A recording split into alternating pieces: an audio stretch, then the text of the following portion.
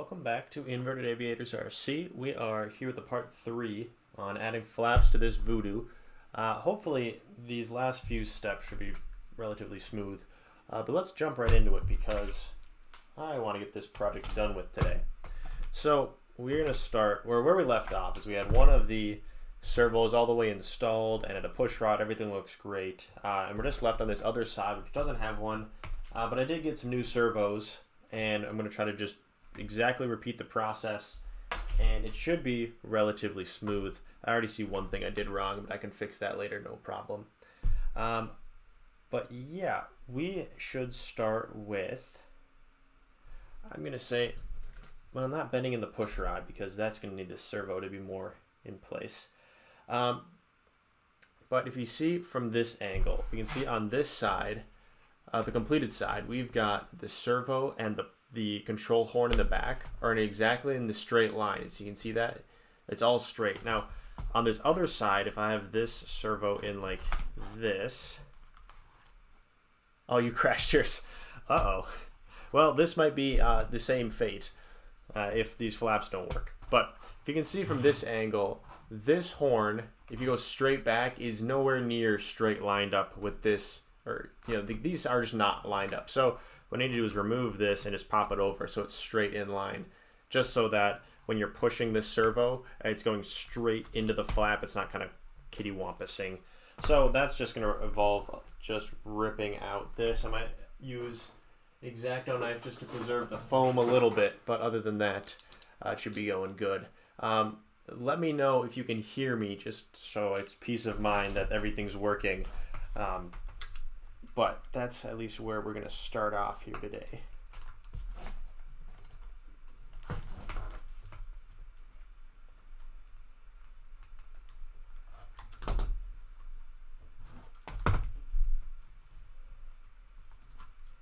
Okay, only some minor paint lost with ripping it out, but I can just put a piece of tape over that. That'll be just fine. So what this needs to be is straight in there, but I'm trying to think. Okay, sweet. Thanks for the thumbs up. What do we want to do, or I guess more what order do we want to do things in? Because what I'm seeing right now is that we're going to have to glue in this servo, then glue in this horn, then bend this straight rod to be, like this other control arm so it fits everything in. But if I remember right, we don't want to glue in the servo first because then you can't really weave in that. So I'm just trying to think what's the right way to do things. And in the end, we're going to peel up this piece of tape that's like the servo tape, and we're going to weave these wires in so that it's all really clean on the bottom. And then we got another step that I just finished parts for, but I'll reveal that afterwards. But I'm just trying to think and not do things in the wrong order because that is annoying when I do so. I think, well, let's see, on this other side, is this going to be long enough if it goes through there? Yeah, that should be fine. And then we also have to put the board back together and everything. But we're going to plug those servos in. Great question. They are going to be plugged into the board that we're going to use is a UMX Turbo Timber Evolution board, which means it has 6 channels. It's not this one. It's this one. And has an extra spare 5th channel plug that we can use and get signal out of. So that's going to be controlled by this flaps, and they're going to be Y-leaded together, and so we'll be using that channel. And as you can see, it's not attached yet, so we're going to get the center of gravity all right and install that on this top side once we're done installing these servos, because I think that is the most important next step.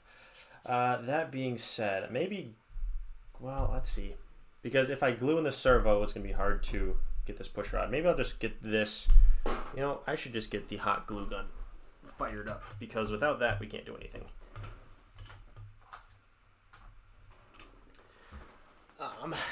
So let's see. This needs to be in place here.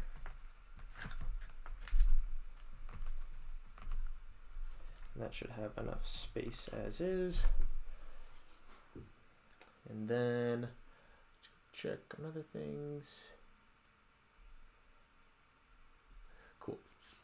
So if that goes there, that should move with that. And we do want, ooh, that's a good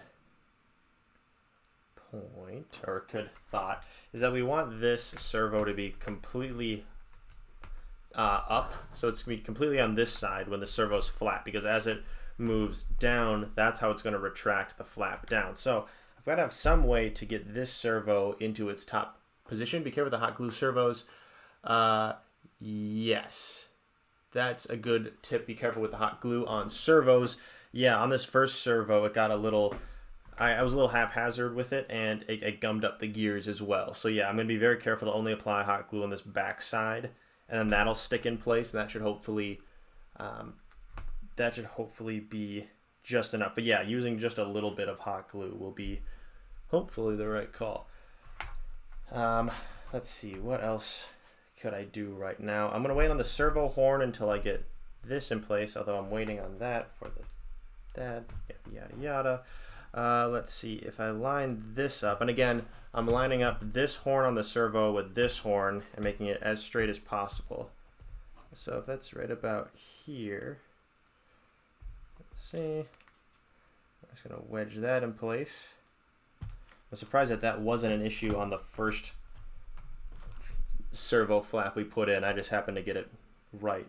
But I'll leave that unglued for now, just in case we do have to make a third hole in the wing. With that being said, I guess I can bend this rod into this same servo wire shape as we have. As you can see, we bent this one. We made this little U clip in the middle so that if we needed to trim it, we can kind of pinch it together, which is going to shorten the wire. But luckily, we got that length correct. So I'm going to grab some tools here. Oh, I should also make the disclaimer.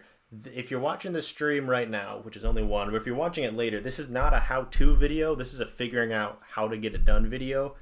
And then once this project is complete, I'm going to compile all the streams into one how-to video. So if you're watching this, just be patient with everything that goes wrong, because so far we've had a few things not go as planned. But that's okay. That's all part of the hobby. So to start off, I'm just making a little L bend.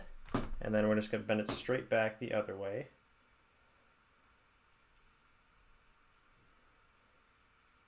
Something like that. So we have a little clip here, little L shape. That's the servo is going to slip in like this. And I guess I'll just make it exactly the same on this side. So if it's like this, and then a little ways up, right about there. Let's see, how can I measure this better? Over here. I'm just trying to match the exact shape I had before, just because that worked. Might as well keep that going. So I'm just lining up both servo rods, and I'm going to pinch it together right where I need the next bend. Okay, keep on not getting that. So I want to go like this.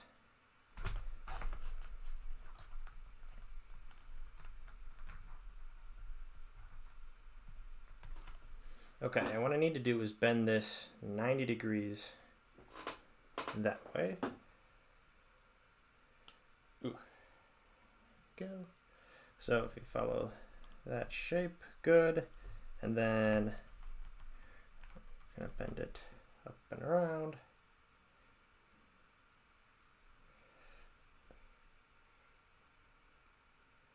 Hopefully that shape matches. It's a little off. So like this.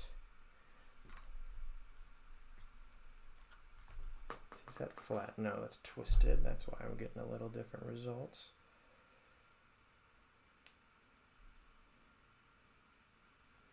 Okay, so far so good. Then right about here, I'm going to bend it straight back up.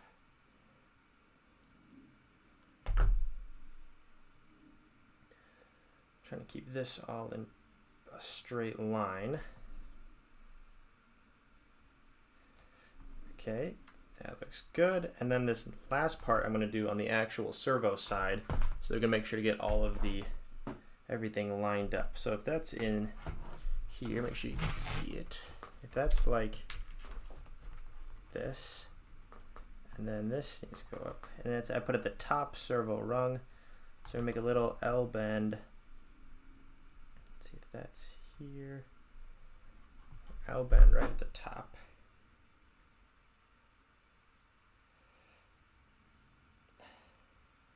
And then bend it back. Doesn't have to be a huge bend, but one last little part. Something like this. So you can see that should clip in that side, that should clip in that top side.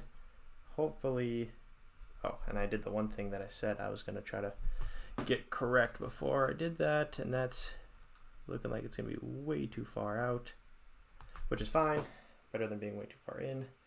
So I'm just going to bend things back.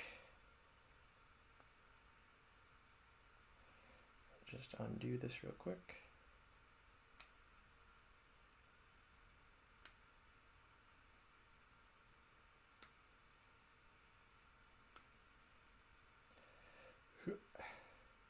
Also, while I'm streaming, if you have any other questions or any things about or that you want answered, I'll at least take a whack at it. I can't promise it's going to be correct, but at least give my thoughts on things, hopefully RC related. Or even this project, whatever. Feel free to fire away.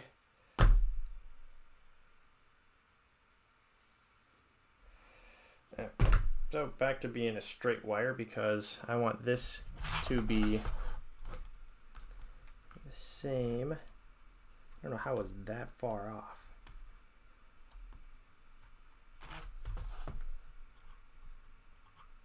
You know what, I'll just make it the same length as this side, and then hopefully that'll just work itself out. So if I go up to here, and then hold it right behind, and then bend it this way, because that should fit in like this. And then we'll make one more little bend.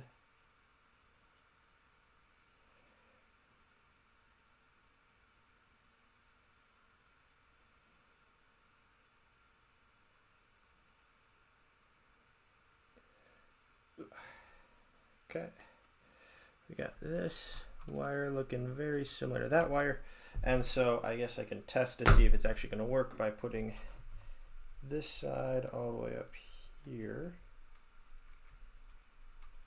I know that fits because the other side fit.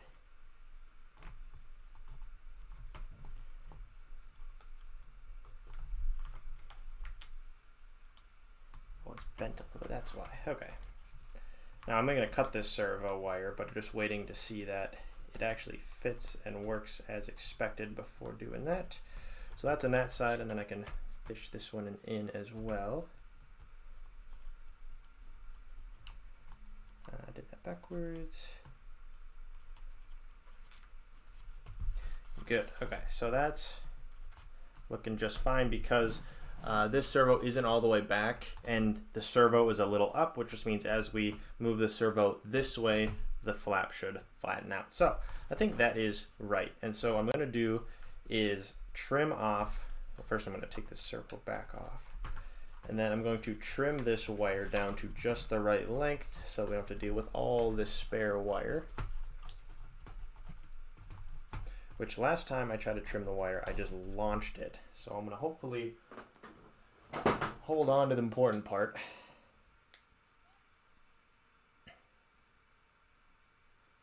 And just being careful to not launch this anywhere important. I'm going to hold both sides. There we go. So we got other push rod and just some spare wire. And now we've got this all in place, which looks exactly like the one we made the other stream, like this. Good. And we can set that aside for now because it looks like our hot glue gun is ready to go. So I'm trying to think, we're going to have to resolder a different wire onto the end of this. I guess I could just make it the same length as this one, and we'll just figure out the actual details of what we want to do later. So I will cut this wire near the end.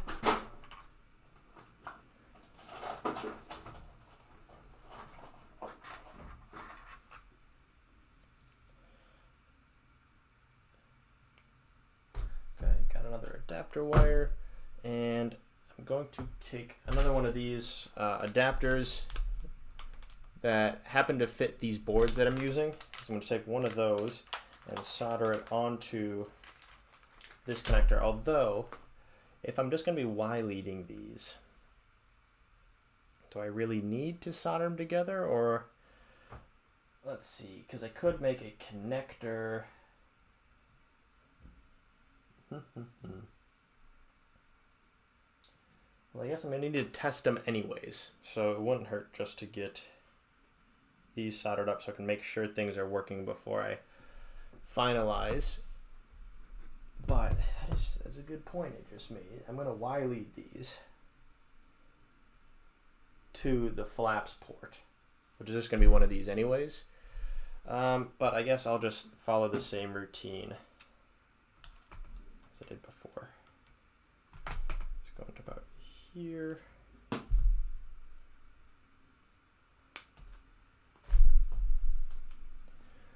Okay, and this is just going to be the process of stripping and tinning and getting all these wires. I don't think I'm going to heat shrink them just because, like I was just saying, in the end I'm going to Y-lead them together. So I already have one that is complete. I could make an adapter, like a Y-lead adapter, but that might just be, you know, I don't know if it's necessary. I could just direct solder them and then make one plug. And then when the time comes, or if the time comes where I want to do something else, I can always change it later. So I am just stripping these wires, getting ready to solder them.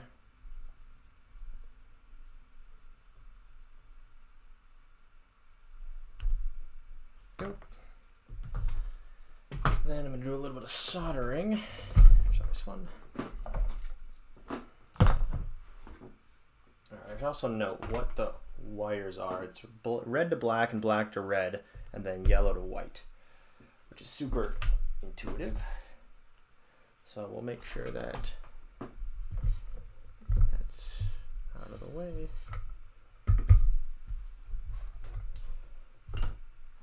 And the handy dandy hands.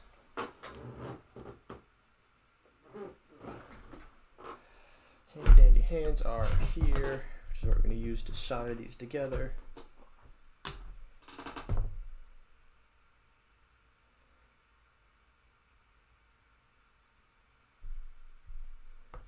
There and here. And we'll get a little bit of this going.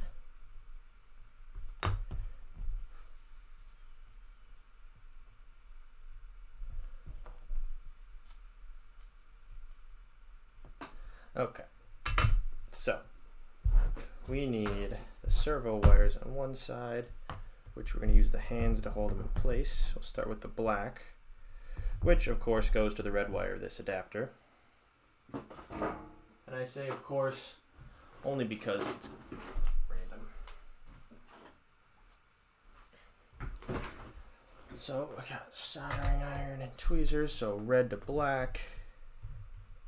Let's see, you see that? Yeah.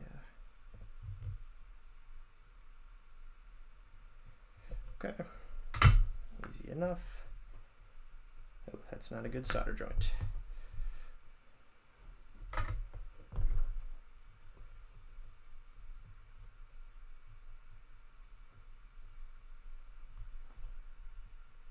It's better.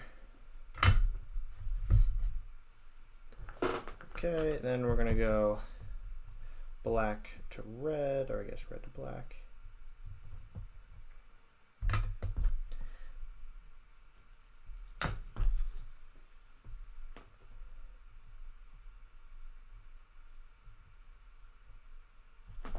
Okay, that looks good. And then lastly, we got the signal to signal, which is white to yellow.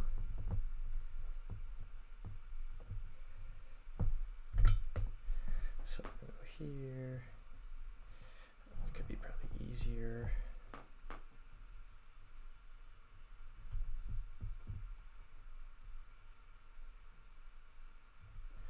That's a pretty bad solder joint. Let's see if we can do it better. First, we'll get these out of the way. There we go. twisting the wires a little bit so that they're laying flat and straight towards each other. Then I'm just going to grab yellow, solder it into white.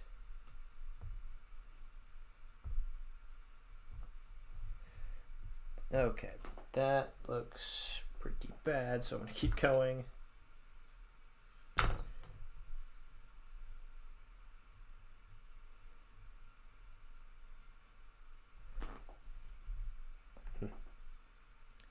I don't know why this last wire is being the most difficult. Probably because it's the last wire. All right, good enough. Because in the end, I am going to wire lead these together, so they're going to be a little more structurally in place. But for the meantime, I'm going to put a little bit of painter's tape as a kind of pseudo heat shrink, but just to make sure these wires don't accidentally touch. You don't need a whole lot. You just need a little bit to go over each of the different connections we just made. So it's got a little bit for the signal. Now I know this is like probably not best practice, but I just don't want them to touch, and I want it easy enough to just be able to remove the tape and solder them together.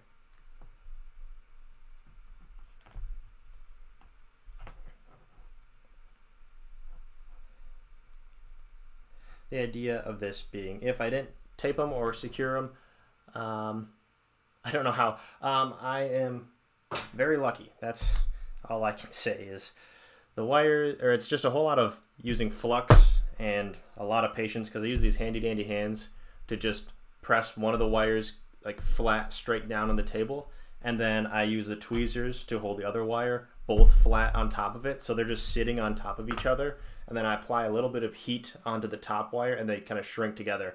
And that being said, these connections aren't great, but they're good enough that I'll be able to test this connection. I'm going to double check on the board that works. I'm going to turn the soldering iron off for now. Get that out of the way. But I did this already, and I actually broke a servo, or at least a servo was acting really weird. So from the servo, we've got red going to black, and on this servo we've got red going to black, then we've got black going to red, and then we've got black going to red, and then lastly signal to signal, which is yellow to white. Okay, that looks fine. So then, to make sure this servo is working as intended, we've got the board we're going to use here, a battery here. We can plug this into the servo wire, and I'm going to grab the transmitter that I'm going to use, which is disappeared. How it is.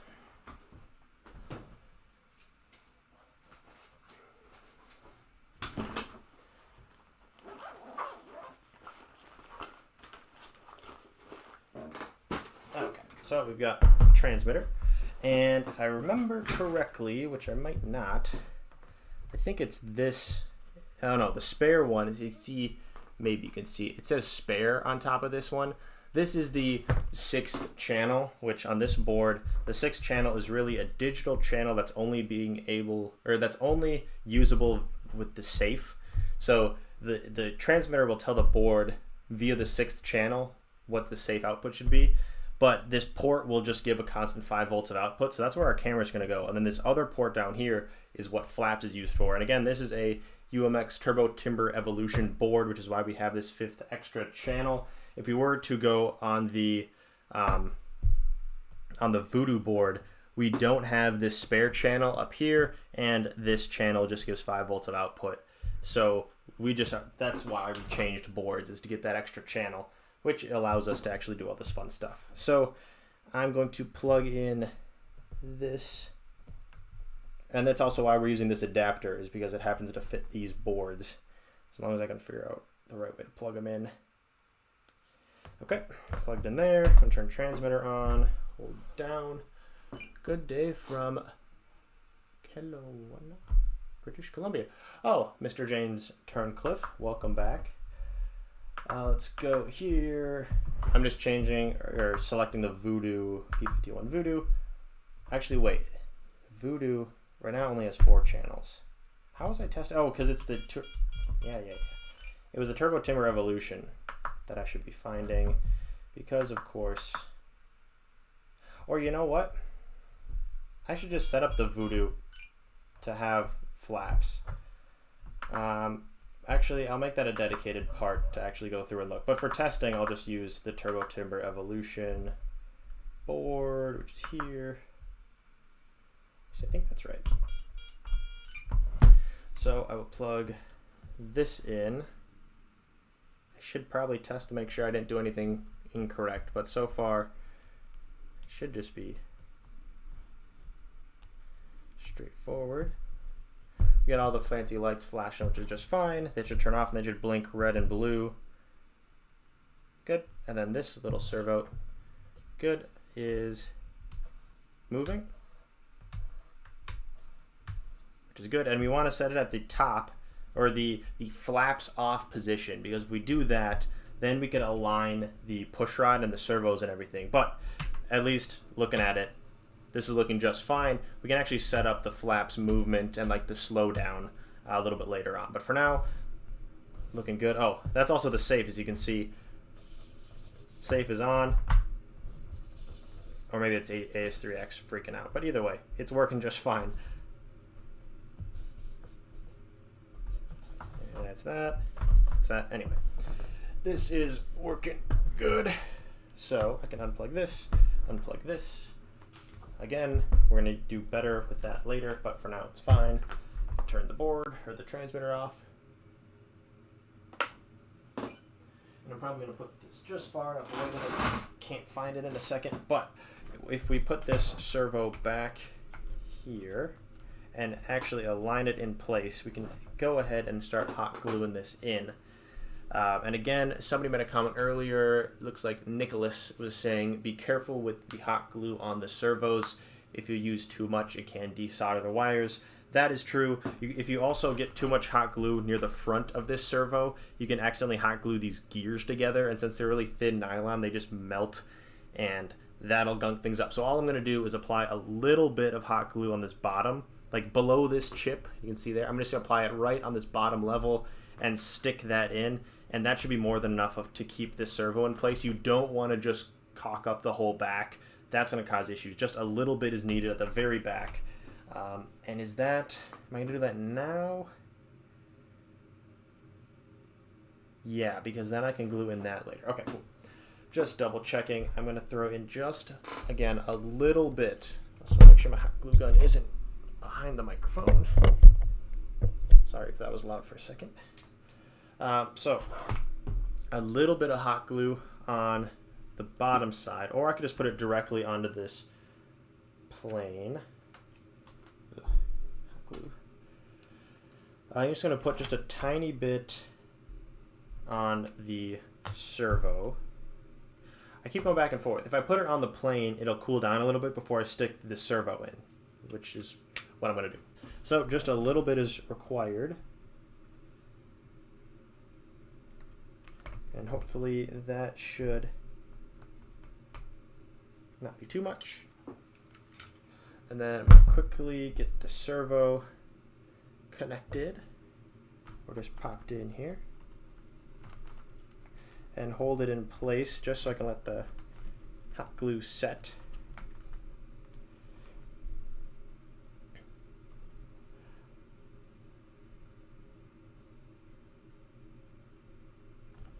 Let's see, I wish I would find your channel sooner. I've burnt the board on the 810 and Evo because of what you just said not to do. Oh, you mean by leaving the wires exposed? Yes, I have done very similar to things to a lot of different electronics. So I am very familiar with that. I'm actually going to test this again now that the servo's glued in, just to make sure I didn't glue anything wrong, or like I didn't glue it in too much. Let's see, it's this one. So I'm just confirming that this still moves, which should be a pretty quick test if everything is working right.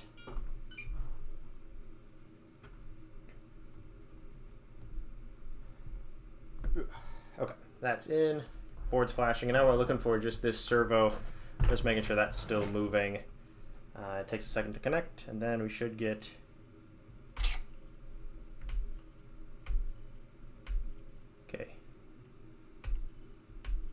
It's not. Why is that the case? if I take this out, maybe the gears just got stuck a little bit. So I'm going to remove the servo because it went from working to not working in a matter of seconds. But do we have anything immediately egregious? No. We'll test it again on the bench. Here. Here. So hopefully it was just a matter of something small.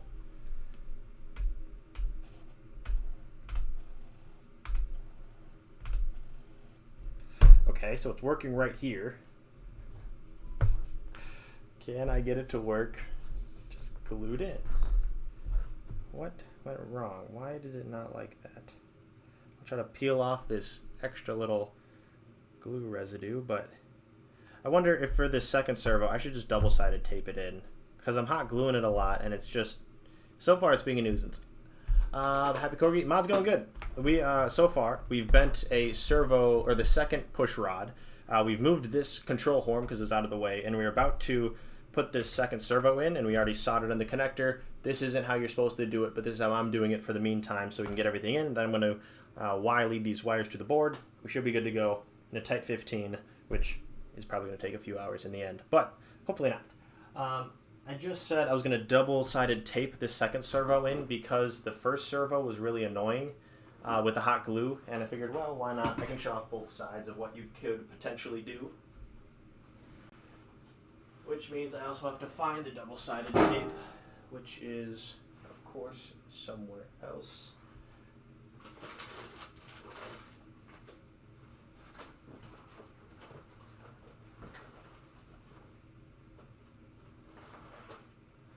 Okay, here is double-sided tape. I'm just going to cut a chunk off. There were scissors here like 4 minutes ago, because I just used them.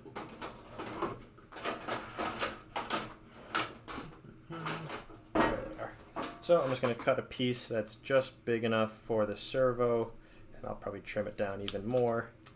But as long as it fits in this little gap, I'll cut down a little bit more. Because if it's working here on the bench, it should work when it's in the plane. So I'm going to just double-sided tape it in like this, and then peel the backing off and fit it in like this. And just holding it in place. There we go. That looks fine. And now the third test, which, if that works, that's a good solution instead of hot gluing it, to just double-sided tape it in, because these servos should hopefully stay in place. But now, just making sure we're looking for this servo horn to be moving once it connects.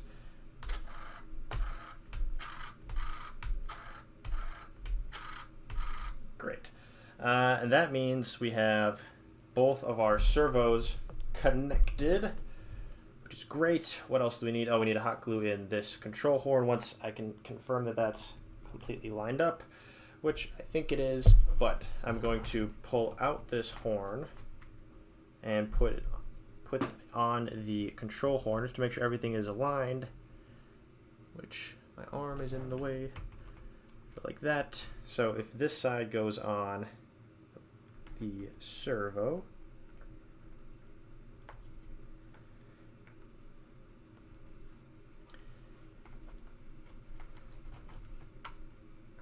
okay, and then I'm going to put this side on here, and that should fit in here. And I guess I could even test this.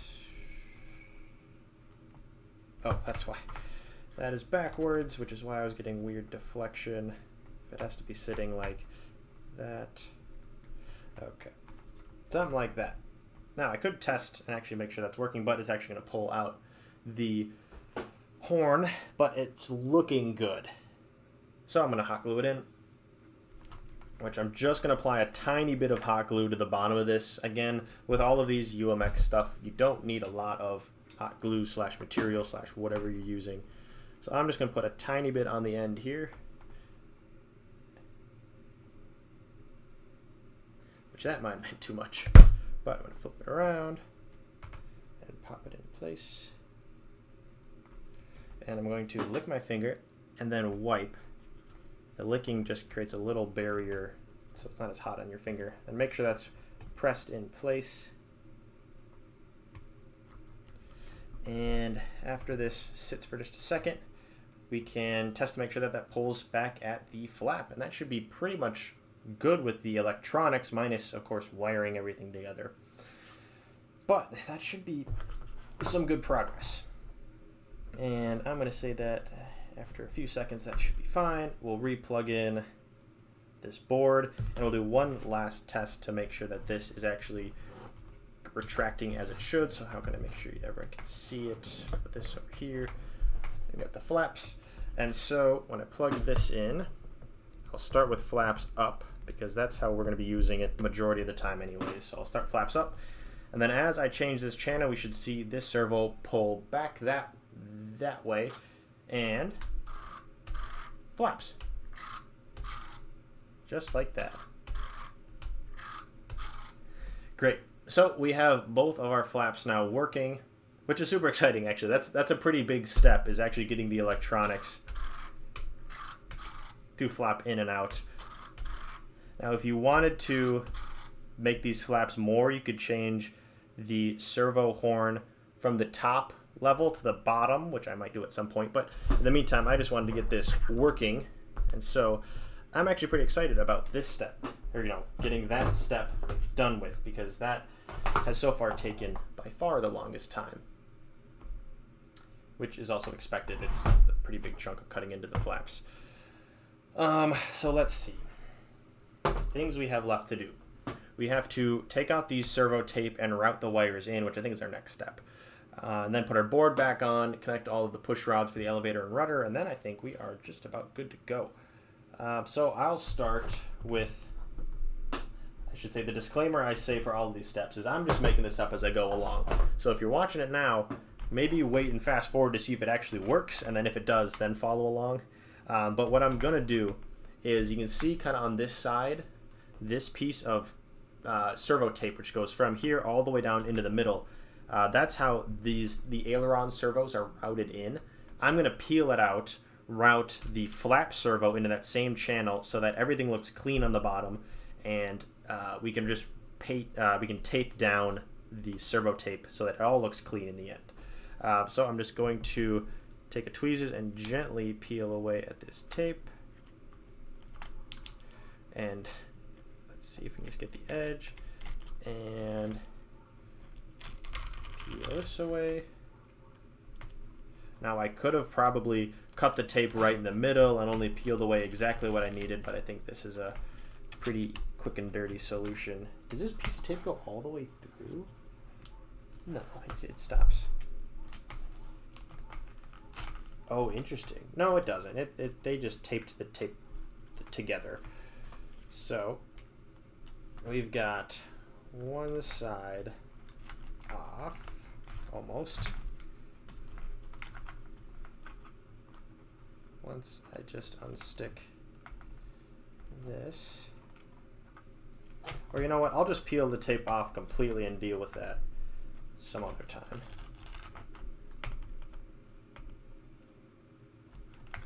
You see, I'm just peeling carefully to get, or not rip off any extra of the purple paint, but get this tape off.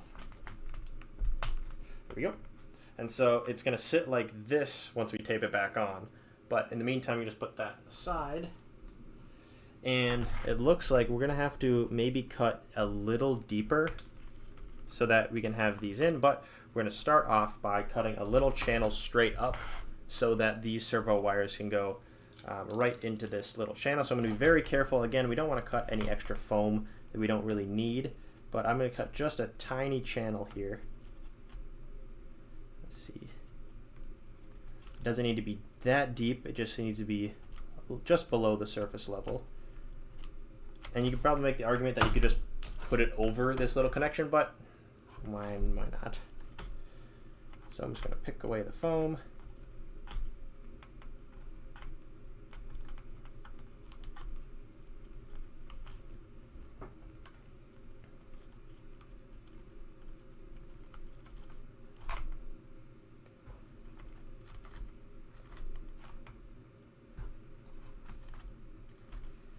Okay. And then I think I'm going to widen out. Well, let's see. How does this actually go up? Because I'm going to need to do that. Let's see. If I weave these wires, let's see. I'm going to take, on this bottom side, let's see. I'm going to widen it down just a hair so I can fit these wires in really nicely. So it's just going to be probably inside of this tape mark, or at least I'm going to try to make it inside of this tape mark so everything can be covered in the end, but just a little bit. I don't need to take off a whole lot, but it's going to go from this point all the way into the middle is where I'm taking off the foam from, and I'm left-handed, so I don't know why I'm doing it that way, but let's see, just be cutting a little bit.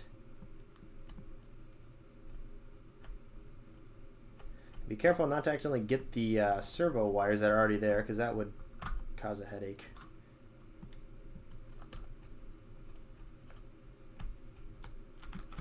I say that and then I almost get the wires myself. So then it's just going to be a matter of picking out all of these wiring, or this foam.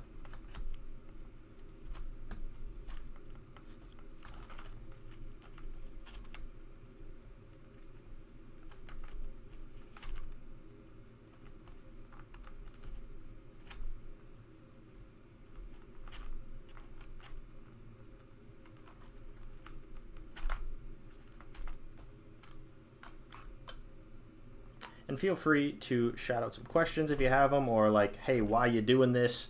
Or, you know, any question you have on this project or other projects or other things that we do, or questions you have about the RC hobby. I'm more than willing to at least give an answer. Whether or not it's correct, I'll just try to help however I can. But that should be more than enough to just get these wires in. So if I use the tweezers, actually, let's see. If I can route this wire, there's a little hole. Let's see if you can see it underneath here. Right about, it's not focusing, but underneath here, there is a hole. And I'm going to try to route these wires through this hole and pull it tight, because then I'll be able to fish the wires into that area. Let's see.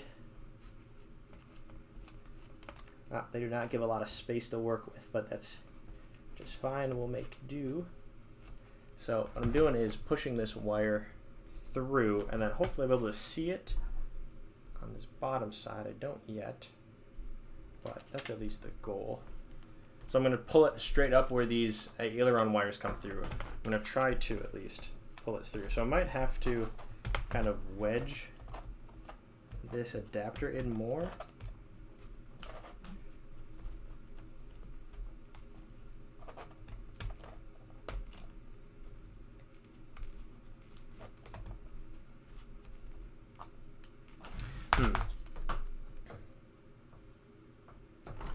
I don't see it yet. You got a lot of foam in there.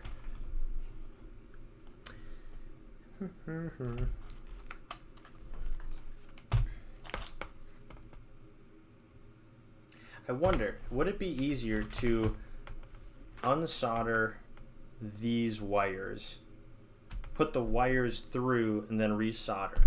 I think it would be, and I'm going to take, or like, that's why I painter's taped it, is because it is really easy to remove, and I can just cut these wires. So that's why I did that, because I'm not wasting the little bit of heat shrink. But I did want to make sure that this servo is actually working before I go on, because if it doesn't, that would really just halt everything. So I'm going to take a little wire cutter, and you could desolder these, but whatever. I'm just going to cut them right on the joint instead. Since they're so small, they're relatively easy. Although now, since I'm doing the other side, I don't have that channel cut out. Oh, woe is me. I guess I'll just cut out the other foam. So same process, just cutting a little channel for the wires. And the fun part is with the magic of editing, once this is the how-to video, you won't see that. You're just going to see me doing it flawlessly and perfect the first time, which is a good note to say that I make a lot of mistakes, and these live streams are, because I was going to be doing work at the bench anyways, might as well just live stream it, but also to show that things go wrong the majority of the time.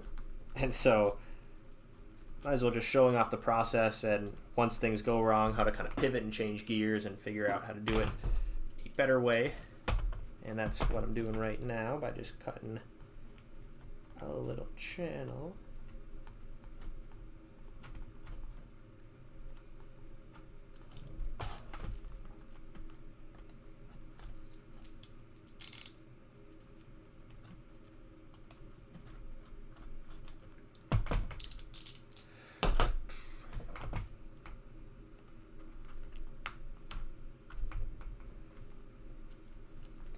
The part of the stream where we just pick foam out of places, which I think I've done in both the previous adding flaps streams, is just removing big chunks of foam. I guess these aren't really big chunks, but removing foam from a small plane. I'll do it in the name of weight reduction, which always good. And we don't need this to be too big. We just need it big enough for the wires to fit.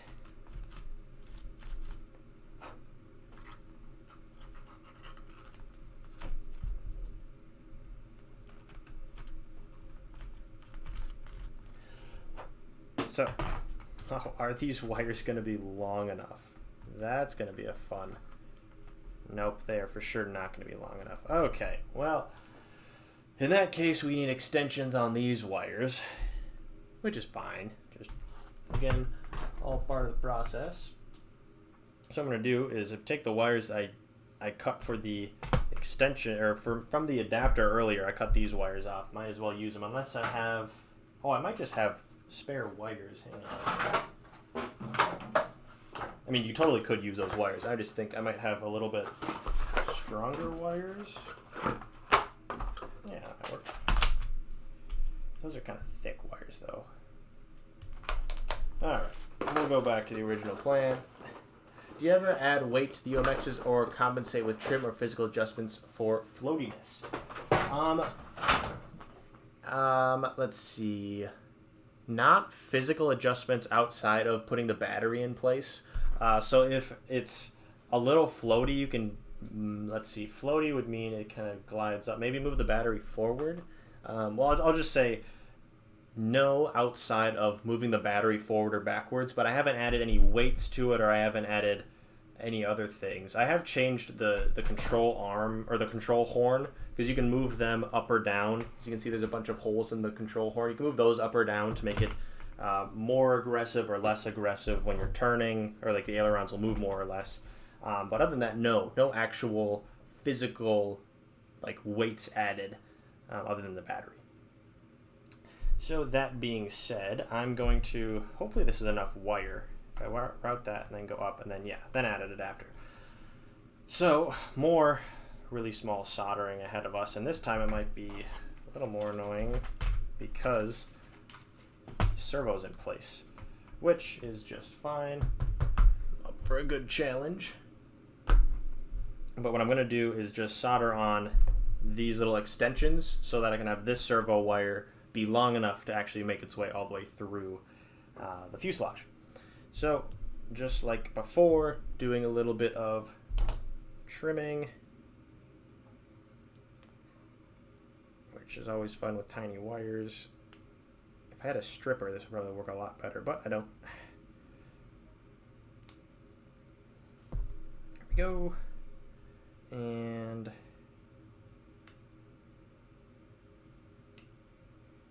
there we go. And lastly,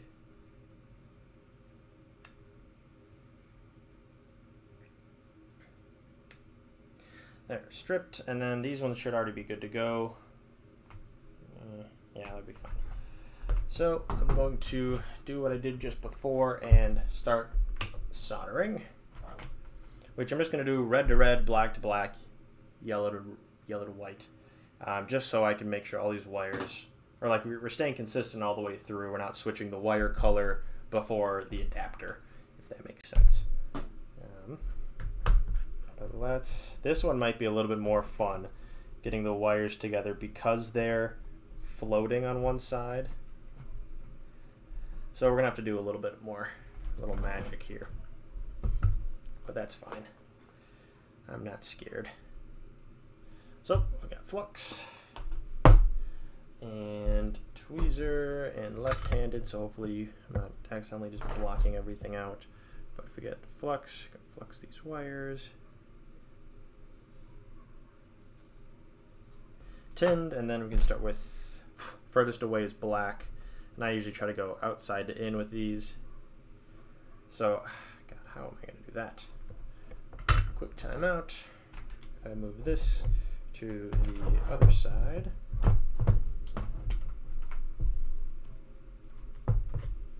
Okay, and then if I solder, hold wire in, sure, that might work. Ooh, don't want to pinch that. Okay. Black wire is here. We're gonna go hopefully something like this.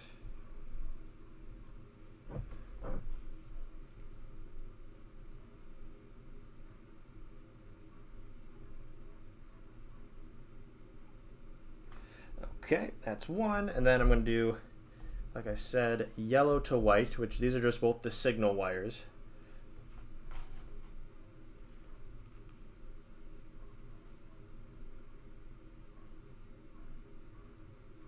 Okay, and then lastly, we got red to red. That one makes sense.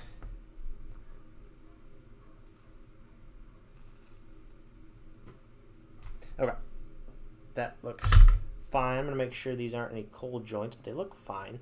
And so for these extensions, I am gonna add heat shrink because these are gonna be in place. They're not going anywhere, and I'm not gonna unsolder these, hopefully. So I've got this nice case of, well, both a heat gun and then a nice case of heat shrink that's got all sorts of shapes and colors. So I'm going to take the smallest size I can, cut them into thirds, and apply some heat shrink. So that just means cutting these down. Let's see, I really don't want them that much, but I'll just cut little sections here. Got this spare extra, which you can use on the other side, and then I'm gonna do, I think this mute button works, but I'm gonna just use this high-powered hair dryer, which is from Hanger 9. There will be a link in the description of the actual how-to video for all this stuff. So when the time comes, feel free to check those out, but it's just a high-powered hair dryer.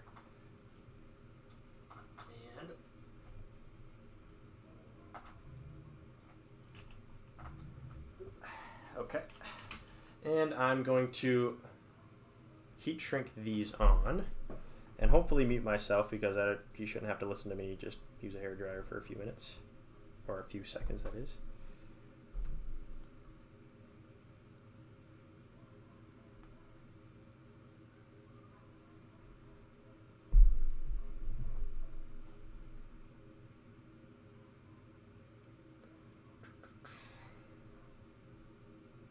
Okay, there we go.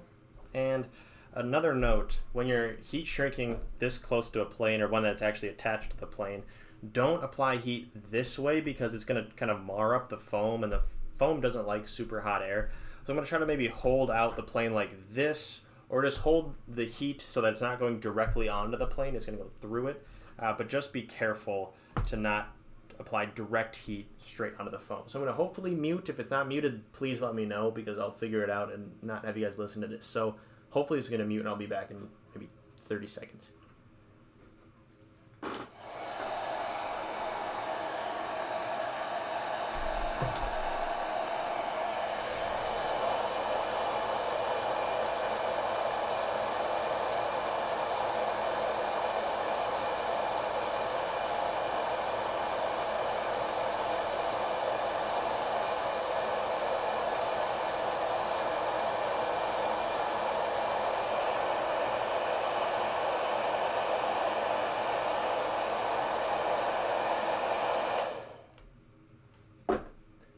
hopefully you didn't just hear a whole bunch of hair drying, but all I did was apply some heat, and now these wires are all nice and closed, and they're protected, and they're not actually going to short circuit each other by touching. So now I'm going to get all these other equipment out of the way so I can try and route these wires through to the top, and I'm going to use a tweezers and just kind of poke the wires into the holes and remove any foam if need be, but I can just route these in and turn the corner. And then, oh yeah, I said I was going to try to put these together and then put them through this gap on the inside, which should be somewhere. I guess, can I see it from the other side? Where is this hole I'm aiming for?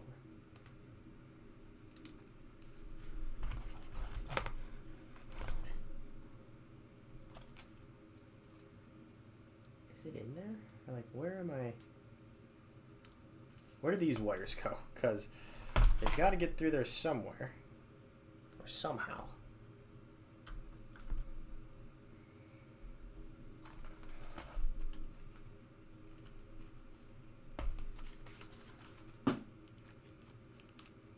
Oh yeah, okay. I can see the wires all the way down through this middle gap here.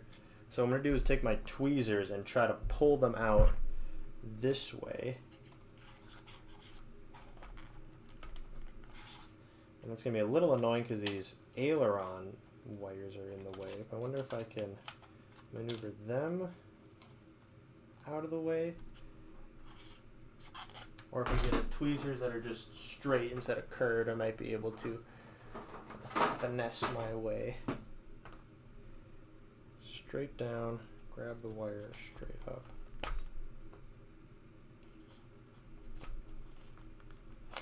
Oh, there we go. So I got one wire through, which is great. Now we just need the red and the black, which again, this is just a matter of looking through this bottom part until you can see the wires, which is kind of hard to do because they are dark. Okay, so that's one.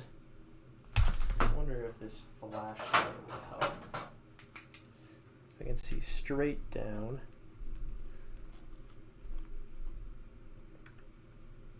Can I even see the other wires yet? No. Okay. That's fine. Would it be easier if I put the wires through and then soldered? Probably. Maybe I'll try that for the second side.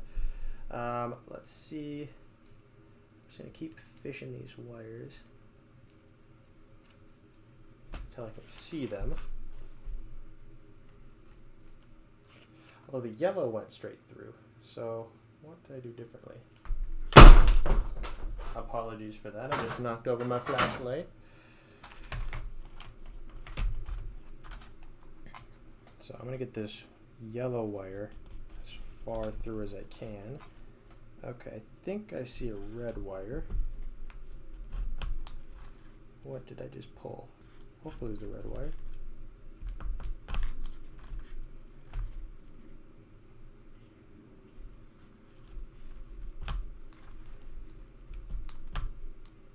Oh, am I just pulling a wire that's already through? Okay. Try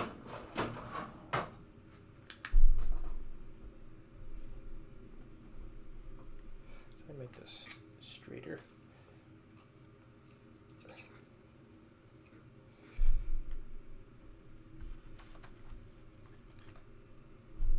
Okay, this might just be a matter of finesse, of just finding your way to get these wires through.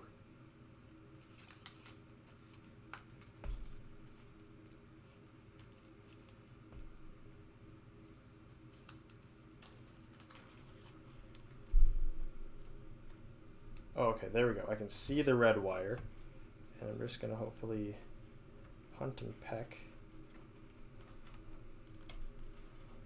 Oh, nice. Okay, red wire's through, and now just lastly we got the black wire. So I'm going to feed it from the side, which was the easiest to see it.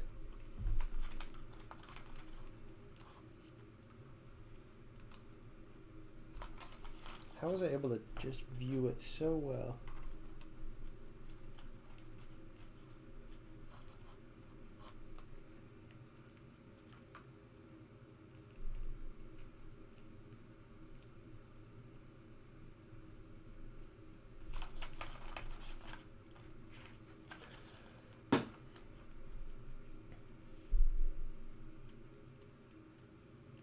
Okay, I can see the black wire. Nice, okay. So we've got all 3 of the flap wires through. Now we are gonna have to do this a second time. But with these through, I can go to the bottom side and then pull them tight. So I'm gonna make sure I'm only grabbing the 3 servo wires we care about. And I'm just gonna pull them so that they get through. Might involve a little, there we go. Okay, so now that they're through and almost pulled tight, you can see on this side, we don't want them to go across like that. We want them to go through the channels we made. So I'm gonna, while holding the wires on this side, so you can see like this, I'm holding them gently, and then I can pull these wires through the channels we made. And so we're gonna get a little more slack, so we can pull it just a little bit.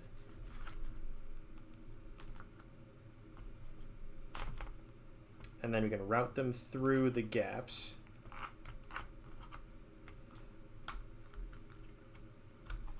And then if I pull them through a little bit more while holding them in place, and just get them to follow the right channels.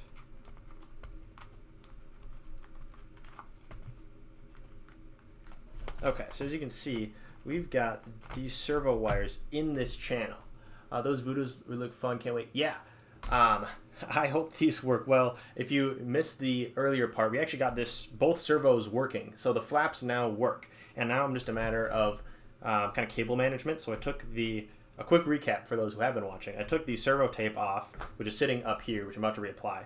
But then we cut little channels for the servo wires to run through. And then I popped them out through the top here. As you can see, we got 3 more wires. And so everything is going to be well contained, and it's going to still look really clean, and everything's going to be covered.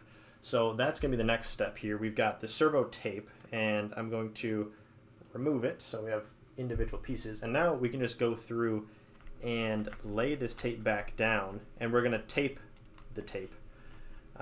You might hot glue it, but hot glue might be a little less clean. But you can see I'm just going through and laying the tape back down on top of everything. And just like that, you might need a little bit extra. Well, I'll leave that up because we're going to have to use this hole for the other side. But as you can see, we've completely covered up the servo wires, and it's completely installed. Like, that looks pretty clean. And the last step I'm going to do is put a piece of packaging tape, a really thin one, just over this piece of purple tape, just so that I'm confident that it's not just going to rip off mid-flight. But yeah, that's at least the goal. So let's see. So I still have this other side to do, but I was thinking if I get these wires in place, and eventually this is going to sit up here once we find the right center of gravity spot to have this just sit to here. But the board's going to go back in the middle, and we need these wires to connect up, and they're going to Y lead together and then go to this servo port. So they're just fine on length there. I might actually just leave these wires for now, and we'll complete the other side just to make sure things are working well. And so similarly to this other side we just did, we do need a little extension, which, see if it goes there and then pop up. I'm just going to cut the very ends of this connector off because we don't need it. So I'm going to cut it like right at the top to make sure we have enough room, and I'm making sure that if I really want to use this connector, I can. It would just be more annoying, but that's there. And so what I'm going to do is route this servo wires in this channel that we cut up along the edge through this hole and out the top. So that should be super easy, I hope. But the strategy I used for the first side was to take one of the wires, fish it through from this side, then flip the plane over and look through this hole at the top, because you might need a flashlight, but you can see the wires wiggling, and then take a straight tweezers and pull the wires straight up, and then just do that 3 times for each one of the wires. The tricky part is getting all of the wires that are already up out of the way, because they are annoying. So I'm going to pull them through and out of the way so that everything else is easier to see. So I'm going to get that over here. Okay, and let the fun part begin. Although this is all pretty fun. It is a remote control plane, so how could it not be fun? So I'm just going to take the wires, push them underneath, And hopefully I could see at least one of them. Oh, I just did see one of them.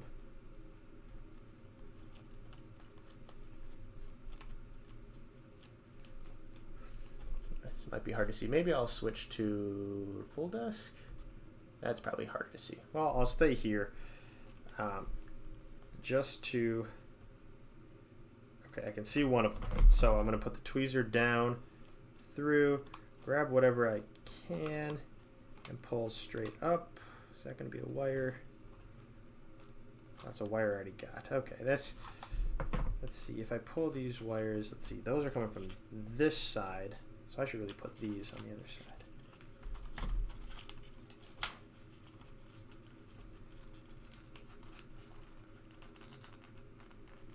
And the fun thing about this Voodoo is that even without the flaps, it was super fun to fly. So just adding more things, in my head, if the math checks out, more things equal more fun. So that's a logic I'm going to keep using. And I can see a wire. Hopefully that grabs. Okay, that's yellow through. Great. Next we got... I might even see the red right away. Sorry if this is like hard to see. I'm just kind of looking into the light so I can actually see the wires. And that's how I can tell that I'm ready to like pull one through.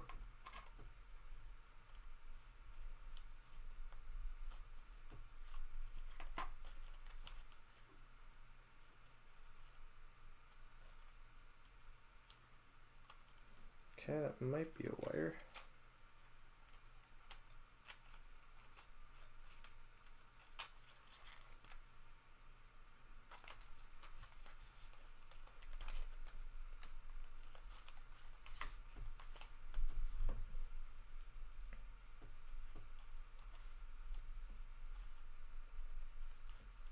Oh, there is a wire sitting right there. Can I grab it? No. No, I can't.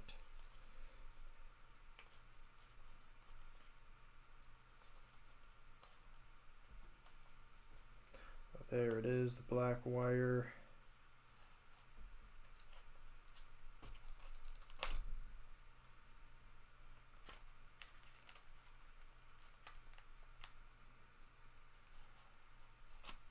Stop being annoying, black wire.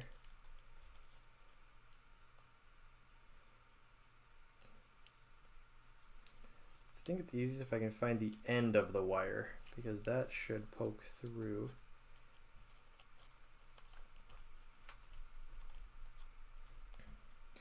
And also, this part of the actual like how-to video is going to take like 10 seconds of just like, hey, pull the wires through. But those of you who've been watching know that this is no easy task.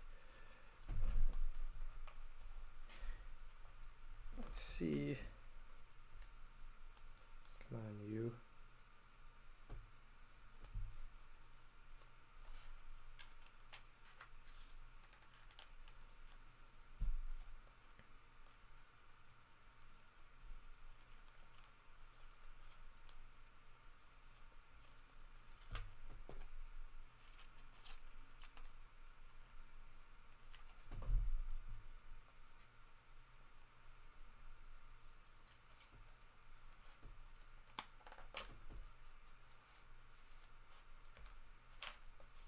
Alright, red wire's through. That just leaves the black wire, which is not even in there yet. It's fine. Wait a second. Oh, that's going to be fun.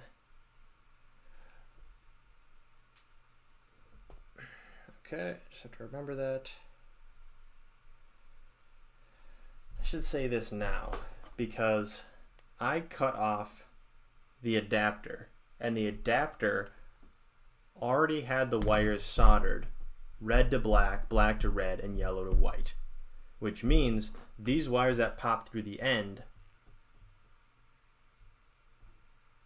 I'm just going to have to solder red to black, black to red, yellow to white, or yellow to yellow. I can see how that could totally mess me up.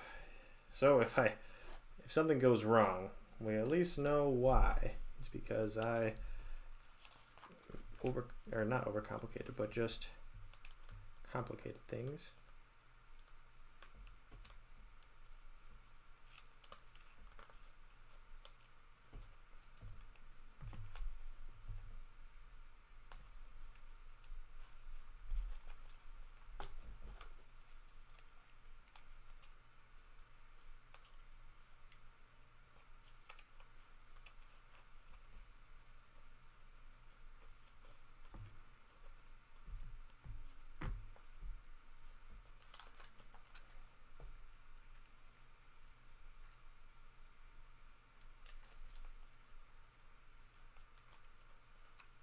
There we go, I just saw it. Black wire.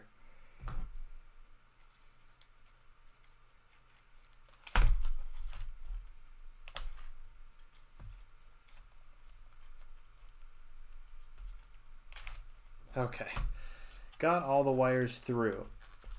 And now it's just a matter of going back and, here they are, actually wiring it through the gap. So I've got these wires on this side. I'm going to, again, apply a little bit of tension just to get them all the way through this hole. And then I'm going to go and route them. So instead of having the wires go straight across, which you could do, I'm going to try to opt in for a little cleaner route and get them into the right spots. Let's see.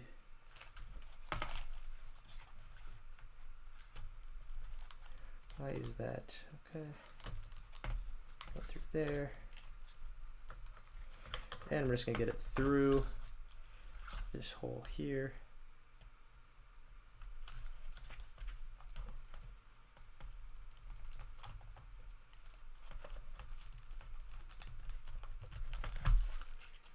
Okay, so as you can see, these wires are now in that little gap we cut, so that we are hiding all of the exposed wires, and it'll still look clean in the end.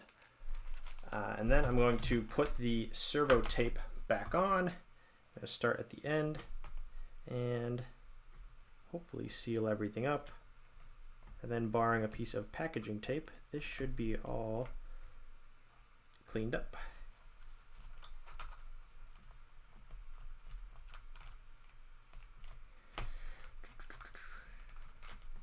All right, and again, I'm not going to completely seal this down yet. I'm going to leave the tape up, but when we are done, we are going to go back and actually tape it down. But for the meantime, we've got two sets of wires that are through here, and these wires are going to Y-lead together. But like I just said, these wires on this side are just extensions of the actual wiring on the servo. So in this example servo, we've got the power, the ground, and the signal like normal. The issue with these adapters are they don't exactly line up. As you can see here, these pins, if they are aligned correctly, which looks like this, we would be giving, see how black is on the far left? The far left pin on this adapter that we have is red. So if we directly solder the colors to match, we would be giving the wrong power from the board to whatever we're trying to power, thus breaking it. So what we need to remember to do in this case, since these wires match these colors, these wires match these colors. So in order to make sure that our adapter, which might actually be this adapter, we've got to make sure that the farthest left is red. Let's see, I want to make sure I understand this before I explain it.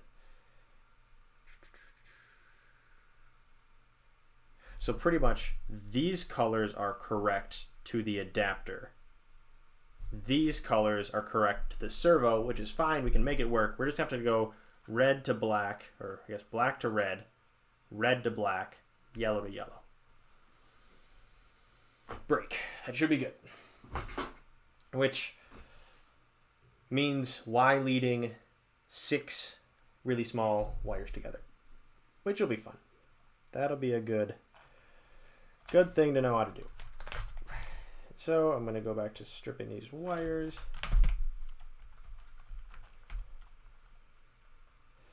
So I guess if you are wanting to do this mod, I will say it will be important to have a pretty good ability to solder small wires and a whole lot of patience, because there are things that are going to go wrong and it's going to be annoying. That being said, let's solder some small wires. So I think, well, I'm going to solder them both facing the same direction because they're all going to have to go this way. So there's no need in having them soldered together like this. I'm going to solder all of the wires, or the 2 wires, like this, and then the third one's going to be like this.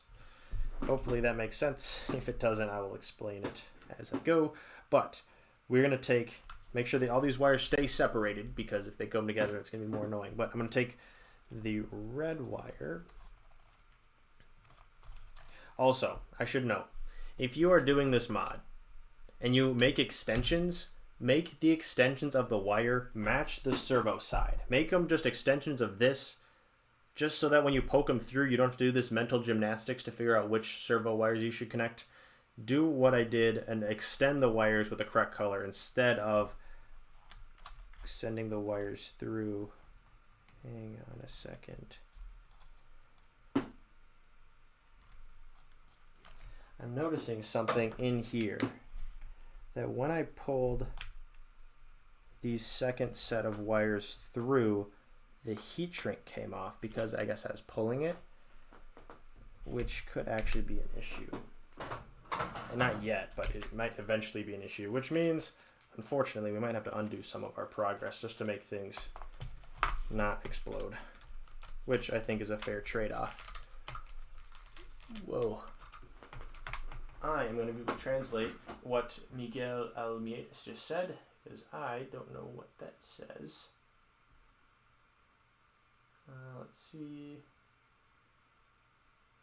1 second. Copy.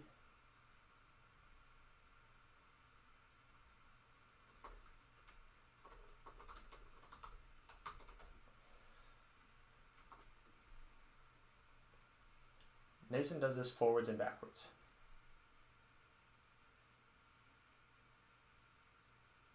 I don't know what that means.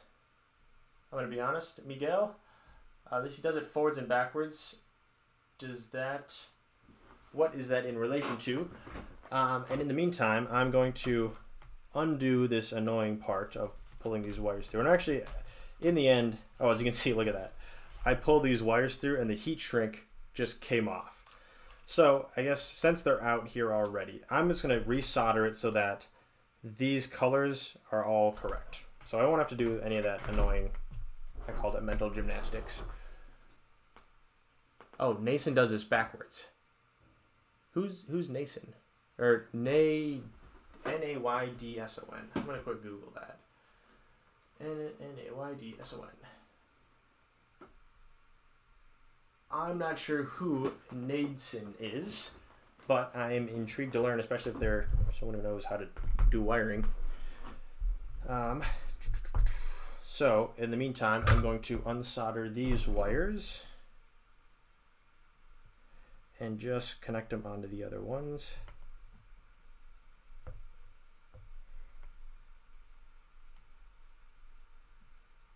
I need more flux and I need more tin, which I'm actually running really low on tin.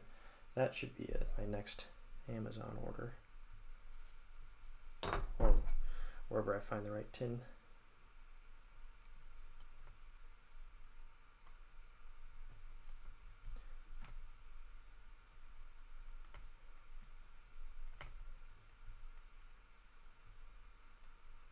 Is that a good enough solder?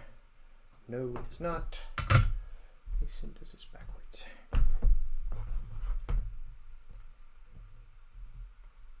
Actually, is that a bad solder? Nah, it's fine. Okay, so now we got those correct, and I'll just do this black wire real quick. A little extra.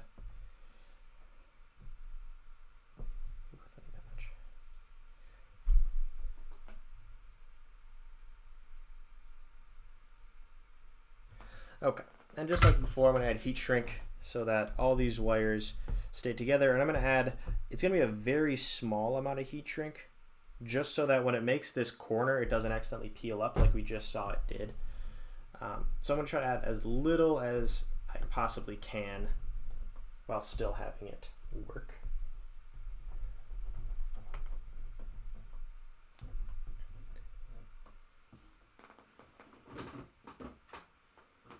Okay, heat shrink, which I just put on the floor, of course.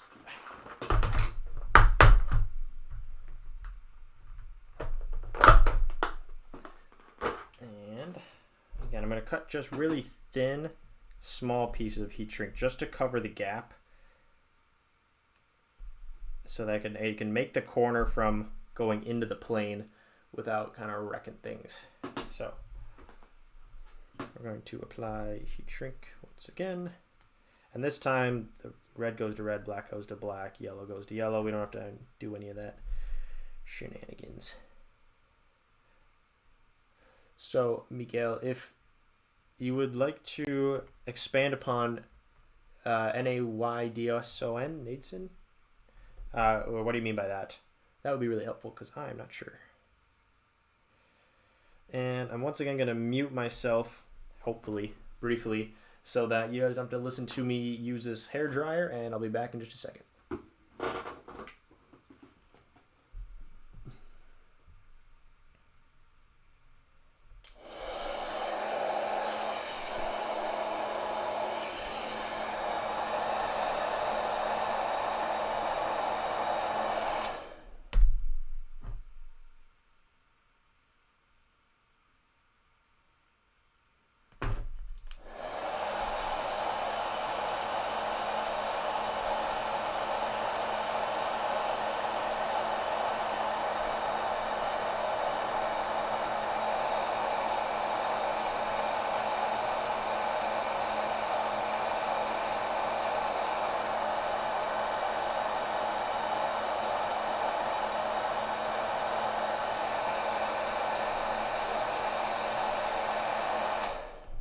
Okay. All right, hopefully you didn't hear that. If you did hear the hairdryer, the heat shrink gun, let me know so I can figure out my side and not have you guys listen to that. But we're going to do the same thing of trying to keep these heat shrinks in place and then just fish them through the whole plane. So that was the kind of annoying part before, but we must do it again for the sake of learning.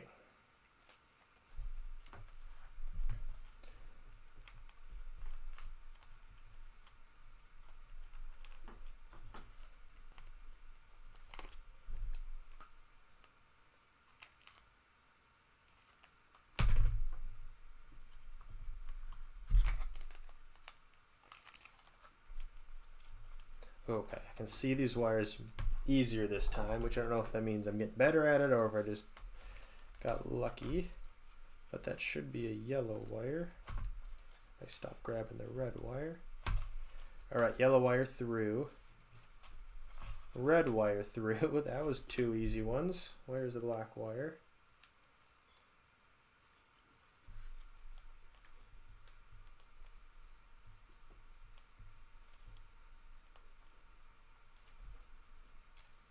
Okay, black wire. Okay, I guess I was just using a very unoptimized way how to figure this out the first time because that was really smooth pulling it through the second time. But we're going to flip it over and once again route these wires through so that everything's all clean and tidy. And hopefully these heat shrinks stay on this time. But we're just going to route it through.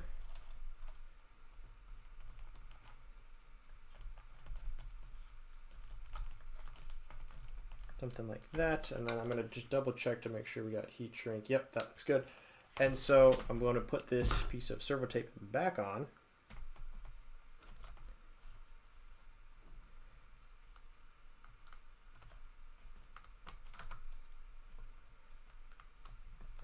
And that's why I didn't tape it down the first time, because I figured there might be something that goes wrong, but at least I'm going to put it through this much so that it covers it. And it looks just fine. And then if I flip this over, we can see we've now got some nice wires poking through. And now this time, once we have the wires through, we can just solder black to black, red to red, yellow to yellow, and then from there we can solder onto this adapter in the correct format. So we are going to do that right now. Now, what's the best way to do this? Because I'm dealing with a lot of wide open wires that aren't together very well. Times at 730, those going good. So what I think, can I twist these wires? Or I could even just strip more of them off, twist them together, then solder them. Is that a strategy? Maybe. But at least I'm going to put my handy hands over here.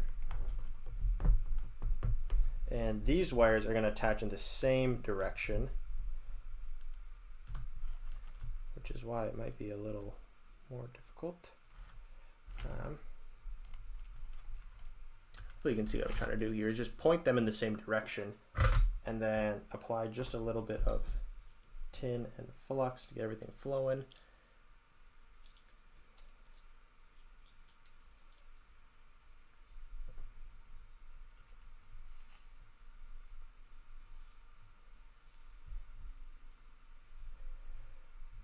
Okay, so if I can just get this wire attached to this wire.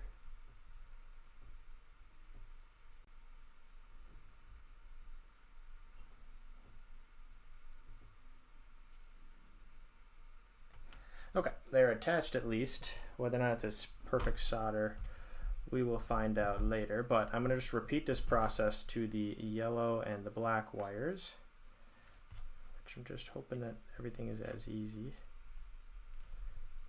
which might be hoping for a lot, given that these are pretty small wires.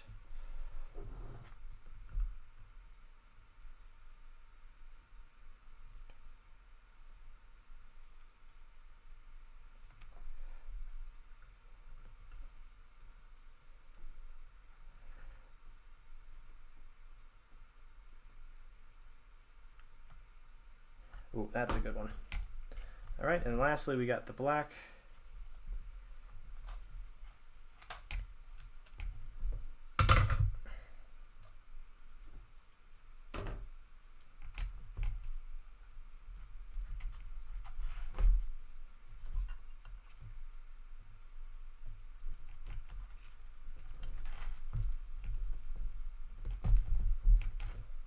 Okay. Last wire, I'm actually not going to have it go through the red gap, but I'm going to pop it out.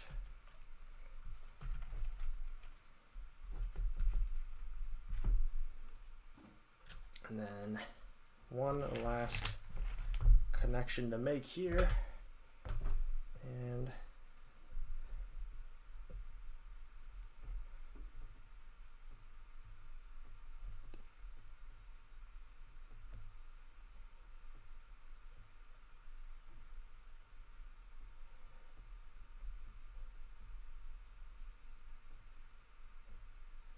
okay, that, for whatever reason, didn't like it.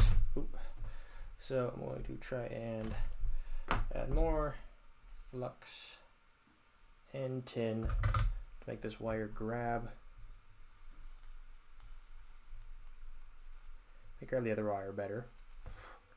Ugh.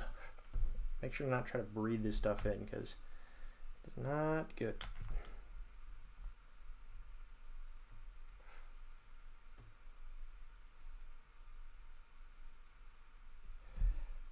All right, that's good. So as you can see, we've got all of our servos, or our flap servos, now connected to each other. Now that's great. We just need to attach the actual adapter onto those, because the adapter is what's actually connected to the board. And now, we've got to remember, like I've been saying this whole time, these servos and these adapters aren't exactly the same. So you can see we got red and black wires in different spots. We have to deal with that, which just means we're going to go red to black, black to red, and yellow to yellow. So I'm going to re-grab this side, which will hopefully keep these wires together. Like if I grab, instead of grabbing, you know, the adapter side, if I grab the two wires that are together, hopefully that keeps things together.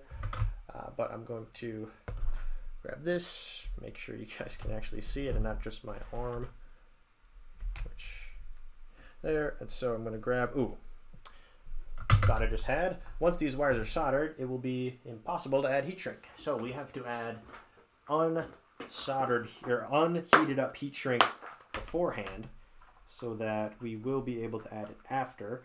And this time I've got a little bit bigger heat shrink, just a size bigger, because it's got to fit over a few wires, and I'm going to actually use quite a bit. Like I'm going to cut this into thirds and use that whole thing just so we can make sure that these joints are secure and not going anywhere. So I'm going to put them onto the adapter side. I guess I could put them onto the plain side if I'm going to hold them anyways. So I'm going to put these on here, which should keep everything in place.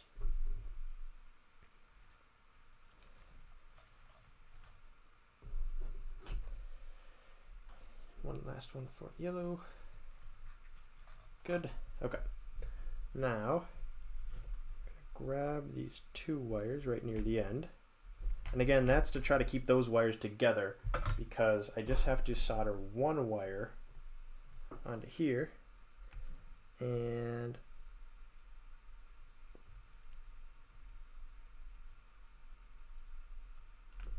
did that connect? Is that solid? Yeah, that's looking good. Okay, so as you can see, I'm just soldering the wires together. And so again, we've got black to red, then we're gonna go red to black.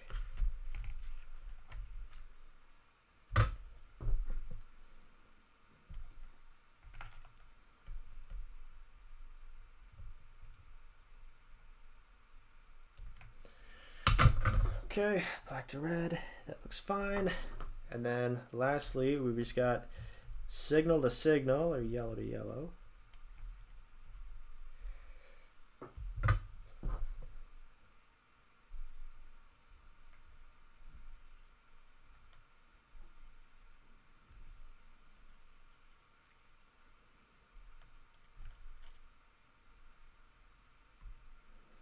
Come on, you. Okay, one last connection to make.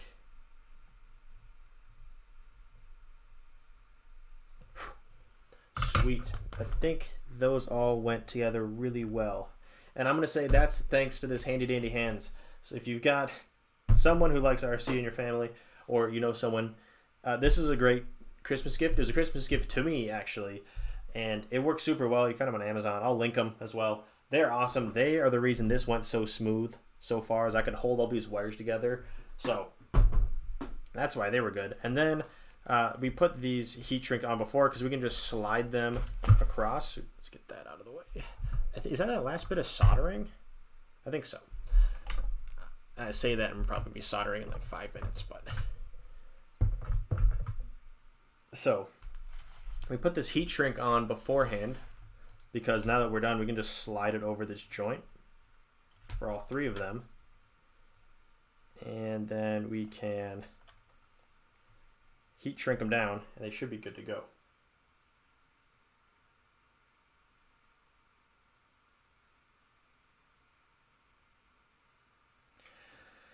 Okay. And again, I'm going to actually, should I test them or should I heat shrink them first? I should probably test them because I could see myself, you know, heat shrinking them, testing it, having it not work, and then I have to remove the heat shrink. So with these wires connected, I'm going to plug it into the flaps port on our board. And I'll lay this here, and we'll be looking at the flaps. And I'm going to turn on the transmitter. Hopefully it doesn't beep at me. Good. And we're going to plug in a battery. This is going to be the first official test. So if you're watching the stream, you're going to see the first official test. Again, our wiring is correct. We switched the servo, or the wiring on one of the servos so that it's the right colors. And as long as we switch black to red, red to black, yellow to yellow, we should be good to go. Let's just test or plug in. We got flashing colors. We have flaps up right now, which is good. And then if we flaps maybe didn't connect yet. Okay, now it's connected. Look at that.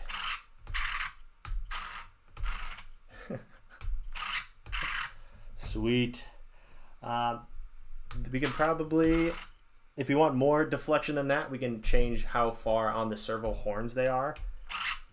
But at least for now, that looks great. Sweet. Okay, they work. Great.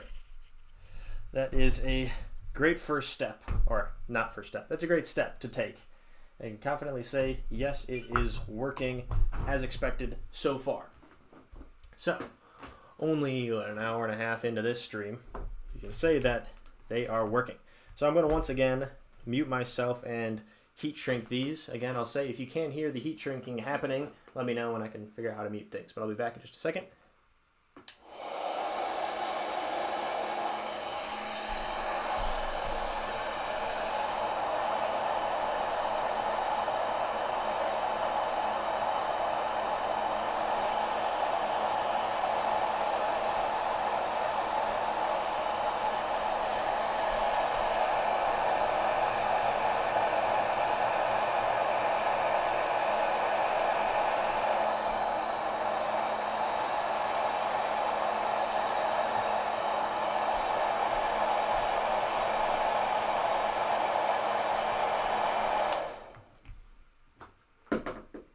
All right, just like before, heat shrinking went pretty smooth. Now we got some nice tight wires. And in the end, I'm probably gonna fish these wires back into this gap a little bit just to hide them away. But I think our next step is going to be getting these push rods back connected and then getting our board installed, which is super exciting. Because that means we're almost done. So, I guess I'll clean up here just for a second, just so that we can start our next step with a nice clean workstation. I'll give you this view for a second, as you can see how the desk has slowly become all cluttered up and gross as we progress through this project.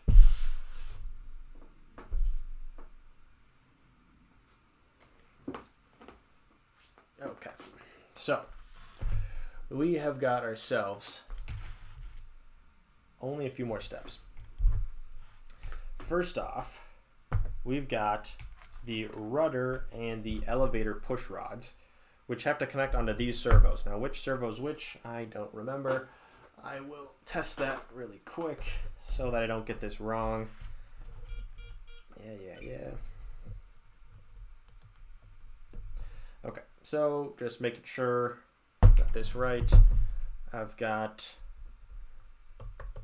come on now, rudder is on the blue wire side. Rudder is blue. And an elevator then, yep, elevator's on the side. Rudder is blue is how I'm going to remember it. We've got a rudder is blue. So if I forget that, please remind me. We got rudder is on the blue side. And if it's going to sit like this, we need the rudder to be coming across and plugging into there. So that's going to fish its way in like this. But I think first, the difficult part is that there's holes going through the length of the plane. You might be able to see on the end here. But we've got to fish this side into the elevator and then get it into the holes and then fish the board and connect on that side. So both sides are kind of difficult to get in, and it's even harder to do than we have two. So I guess I will start by just getting the push rod in place, which I think goes in this side.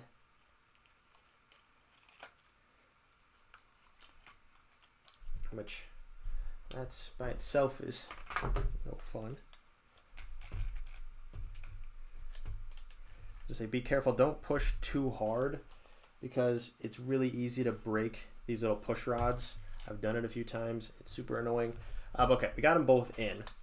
And we've got the rudder is on the blue side. If I don't, there's a blue on the servo wire. So rudder is blue and rudder is this side. So if I get this in like this, and I forget, it must be in that one because there's a bunch of marks. So like that, that's gonna be backwards. So if we go here,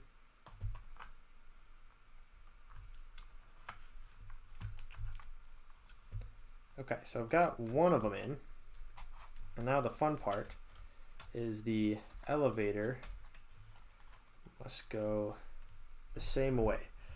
So if it's got to be like this, that means the board's got to turn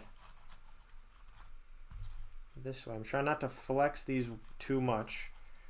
Just trying to get this in. Oh, see, that's just bending a whole lot. I really don't want to break these because I can fix them. That means like the whole process is going to take an extra little while. But if we're just careful,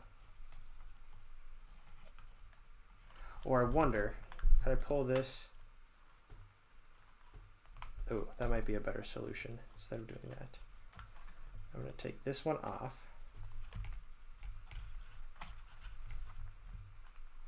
So that's the rudder. Now I can pull this one through a ways. And since this is elevator, just like this, get this one on.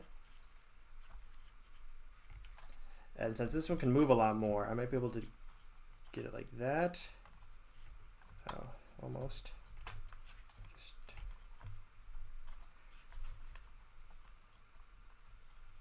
let's go this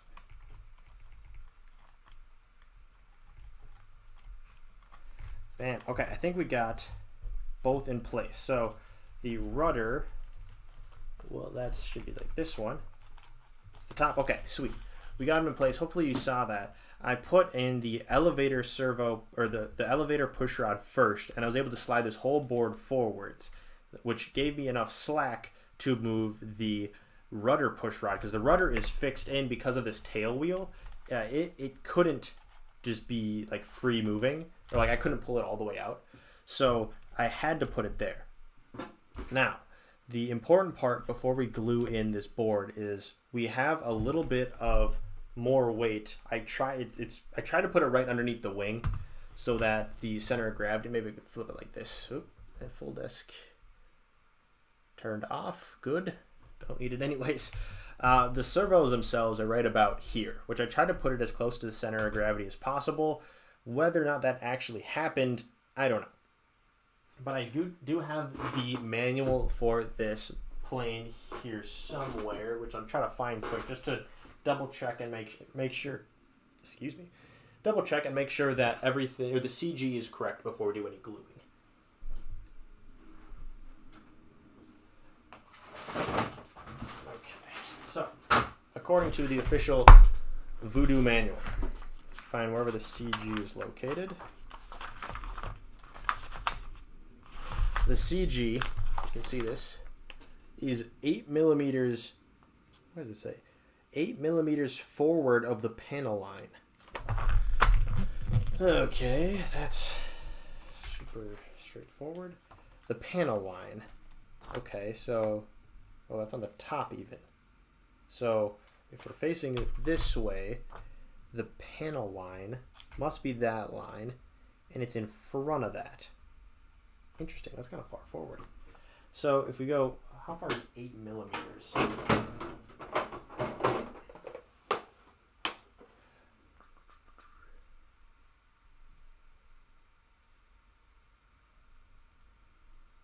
Anyways, it's not that far. 1, 2, 3, 4, 5, 6, 7, 8.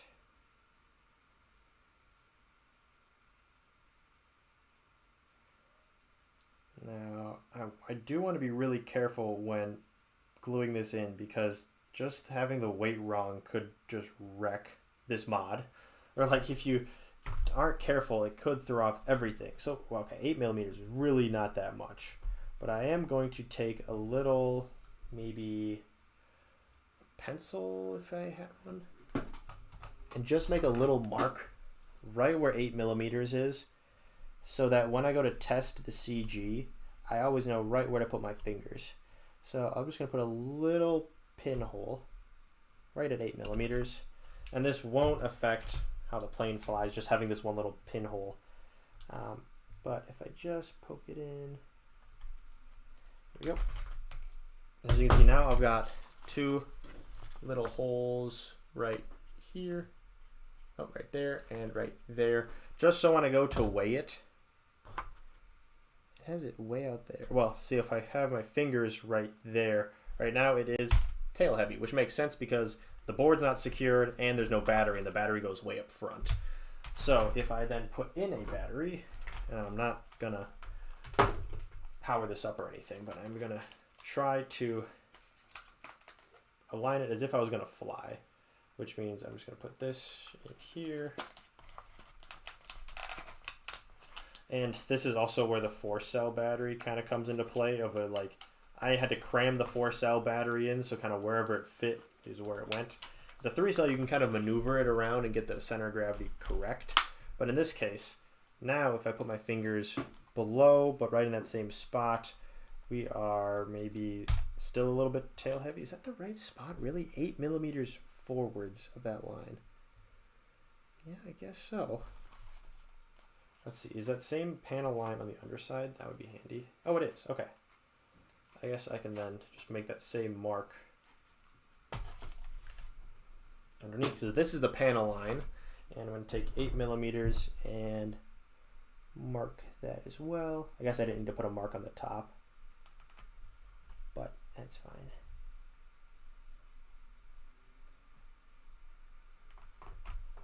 Okay.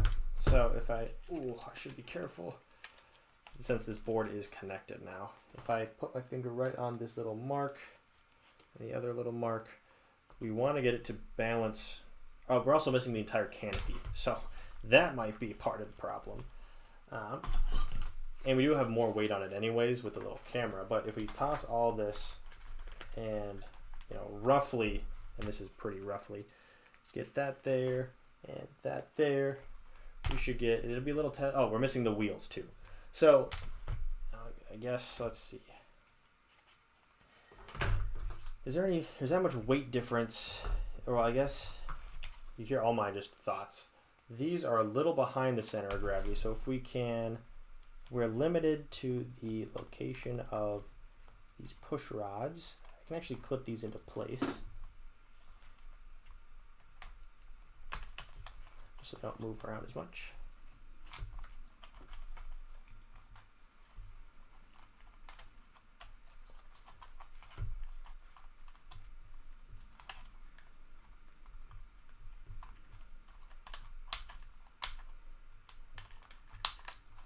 Okay, now we got the push rods back in their little like container holster clip thing, just so they stay in place. Now, I guess we will have to do weight management with the battery location because we can't really move this board anywhere. I was thinking we could kind of maneuver it around and get that situated, but we can't really because this board, we want the board to sit right in the middle of these two linear servos in the board so that when these are in the middle, these servos are also right in the middle. So we don't want to have it like stretched out a whole ton. Let's see, where was it glued in before? I think it was right where I am. So I guess I'll just double-sided tape this in. Just because hot glue might be too hot like we've learned with all the other stuff. This is the main flight controller, so I do want to have it secured, but I think just some double-sided tape should be fine.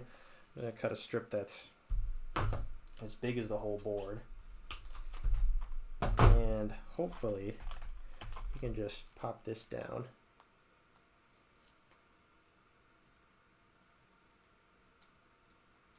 It also allows us to move things around later if we don't like how they're moving.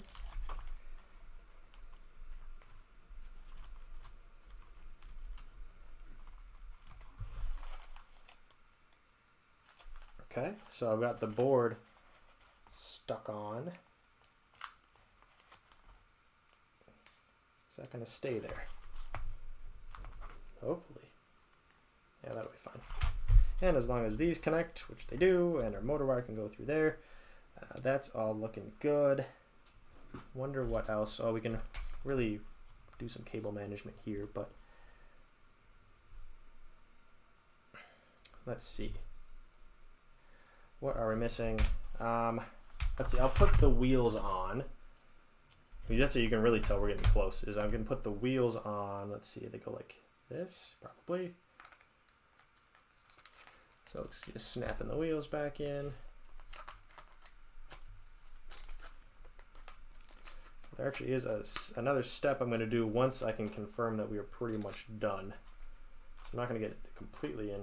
That might be backwards, but whatever.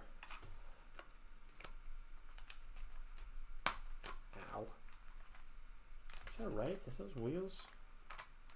Yeah, I think so.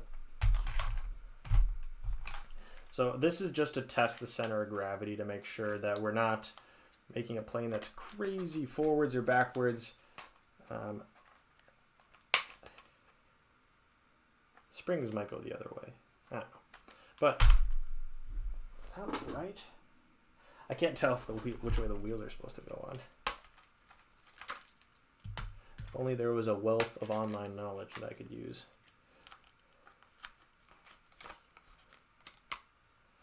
Oh, that might be correct.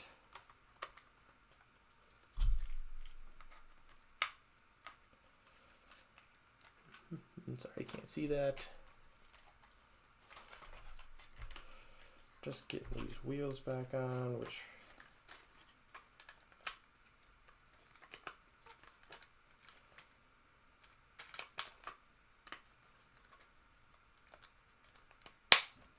okay. That looks better, I think. But then again, if we go underneath and get our little center of gravity points, still a little tail heavy, but we're missing a prop, which adds weight, as well as this whole board on top, or the whole canopy.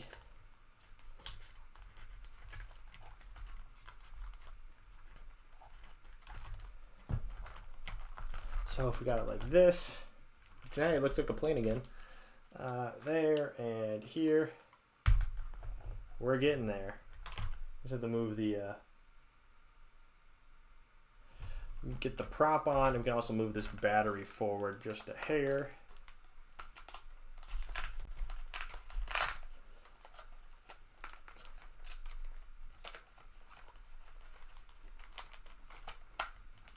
Okay, so then testing the center of gravity on both sides. Yeah, see, now we're getting a lot closer to the actual. It's still a little tail heavy, but we should be closer. So take this back off for now. We do have a few more things we have to do. One being we got to connect the ailerons, and we have to connect the tails in, or the elevator and rudder. So we've got these push rods through, and if we to see, we're gonna have to, just like we took it off, we're gonna have to bend this horn like this, then fish the wire through, and then bend it back very carefully. Let's see if I can just flip it maybe. Yeah. So I'm gonna get tweezers again, and we're going to bend this in. Let's see, I'll get a better angle here. So we're going to take the push rod and bend it counterclockwise. Or no, wait, let's see. If we want to be like that, we're going to have to bend it clockwise. Clockwise, or actually, which hole was it in? I'm gonna assume it was like in the middle somewhere. So I'm gonna bend it clockwise. Pop that push rod through one of the holes. I don't know which one, whichever it goes through, I guess.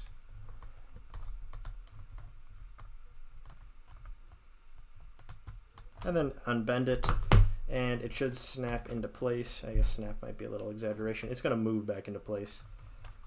And just like that, we've got that back installed, as you can see. And then we're gonna do the same thing on the other side here. We've got the rudder, and this time we're gonna bend it down, or like, let's see, is that gonna be, oh yeah, we're gonna bend it down a little bit.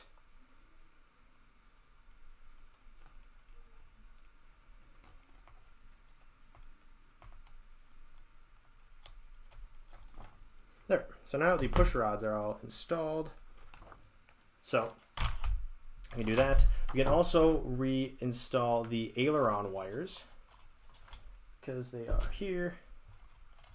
So they can kind of come around the outside of this. Okay, and I think that the aileron wire with the green dot goes on the plug that's further forward towards the nose. I think that, because I think I remember like trying to remember that as I took them out, but I'm just going to put that one, and so that means the other one is a little bit further towards the tail. There's probably a plain term for that, towards the nose or towards the tail, maybe aft and starburst. So we put that in and put this in.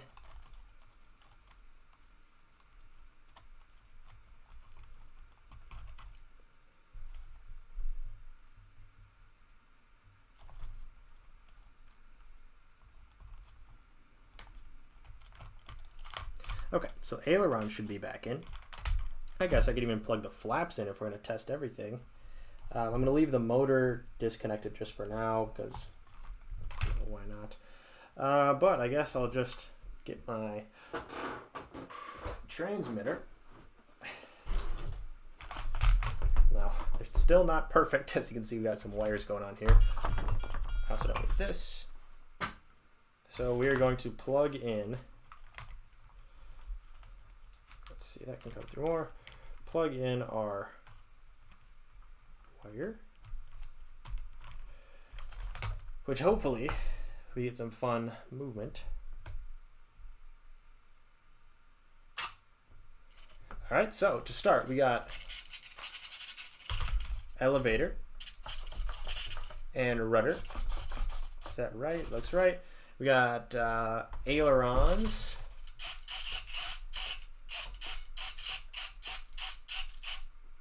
Now this is something that somebody said once, that they pull back a lot farther because this is an Evo board and this is a Voodoo plane, obviously.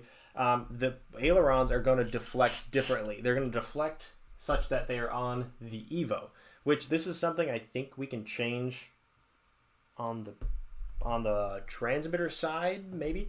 If not, we'll see. And then flaps.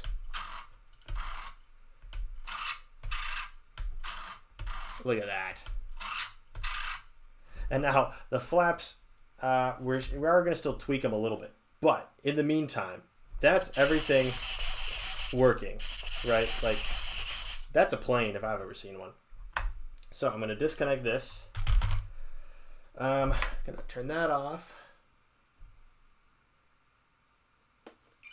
And what do we still need to do? Well, first off, I'm going to take these wheels back off because they are annoying in the meantime. Okay, now we got a plane. Great. We are going to route these wires a little bit better since I did give myself a little extra space to work with just in case. I guess I really don't have to do a whole lot. I could just kind of maneuver them around. Something I am going to do, I 3D printed a few different parts because I made this cut in the plane with our initial idea, if this is from the first stream, was to have the servo here and bend down there. That didn't work. So I 3D printed this little kind of casing that will slide in here and it should fit. Let's see. Oh, it will fit. It's just that these servos are now in the way. Kind of did that out of order, but it slides in here and can be used as more support for the plane. As you can see, we've got a little bit of,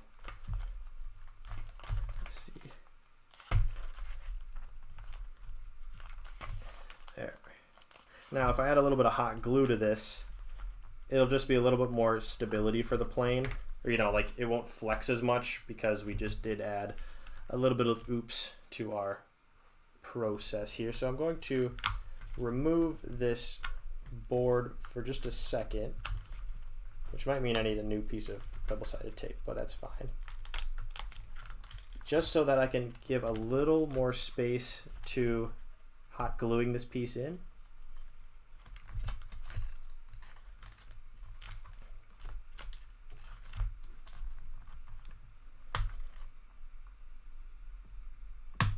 Okay, got that out.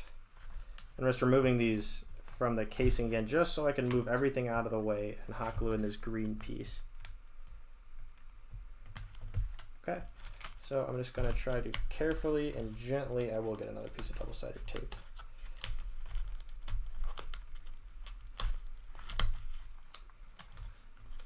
Okay, where can I move these such that they're more out of the way? Kind of here, all right. Okay, so again, we're just going to take this little green piece and hot glue it in so that it's much more stable. Like I made a mistake and we're trying to fix it with a little bit of hot glue. So if I put it on, let's see, how do I want to do this?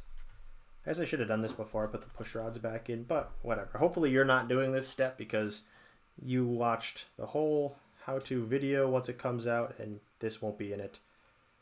This is just a me fix because I made a mistake. I'm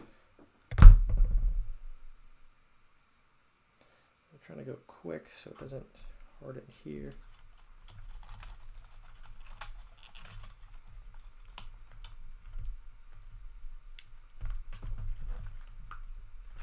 All right, got a little bit of hot glue in there. I'm just trying to wiggle it in.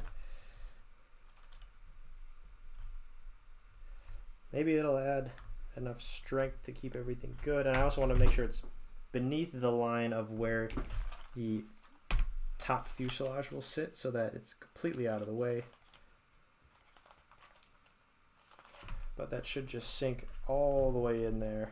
Again, if you hopefully didn't do that to your plane, because this is super lightweight PLA and we're just adding a little bit more structural integrity to the back side of it, which looks good.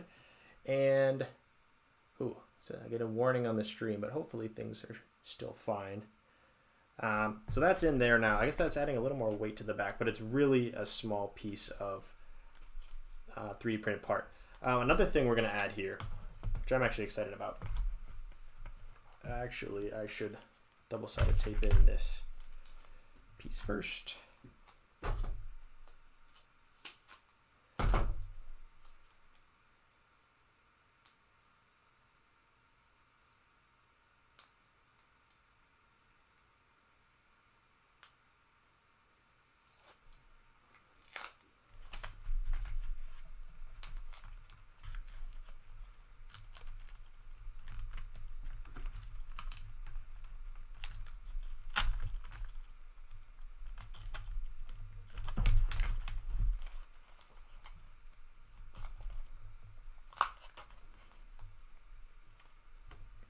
Okay, board's back connected, and I'm going to flip this over and hopefully keep the tail off the ground. But you might be thinking, yeah, this looks great, or like, this is fine. Actually, I'm going to wait a second to see if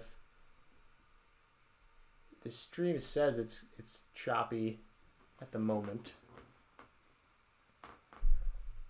Although actually it says excellent.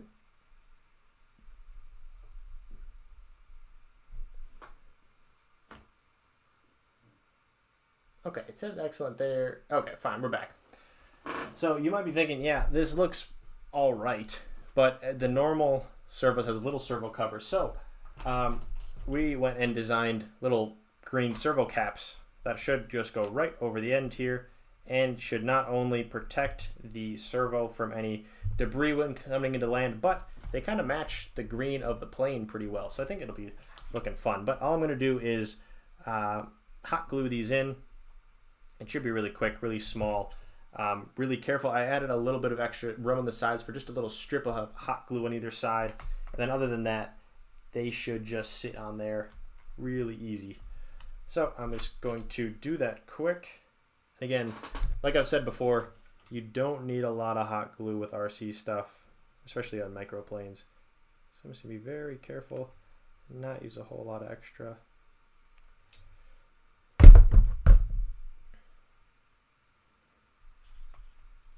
Just gently press it in, covering up the majority of the gap that we created.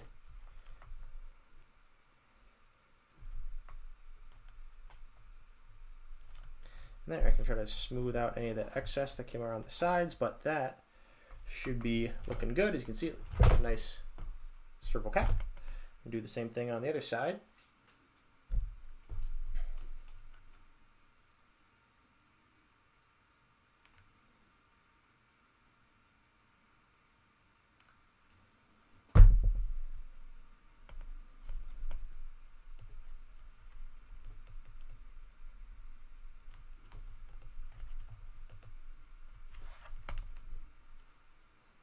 Cool. So there. Now we've got some nice green servo caps that go on the bottom of this plane, which again protect the servo and make it look a lot cleaner since we don't have that ugly startup stuff that we added.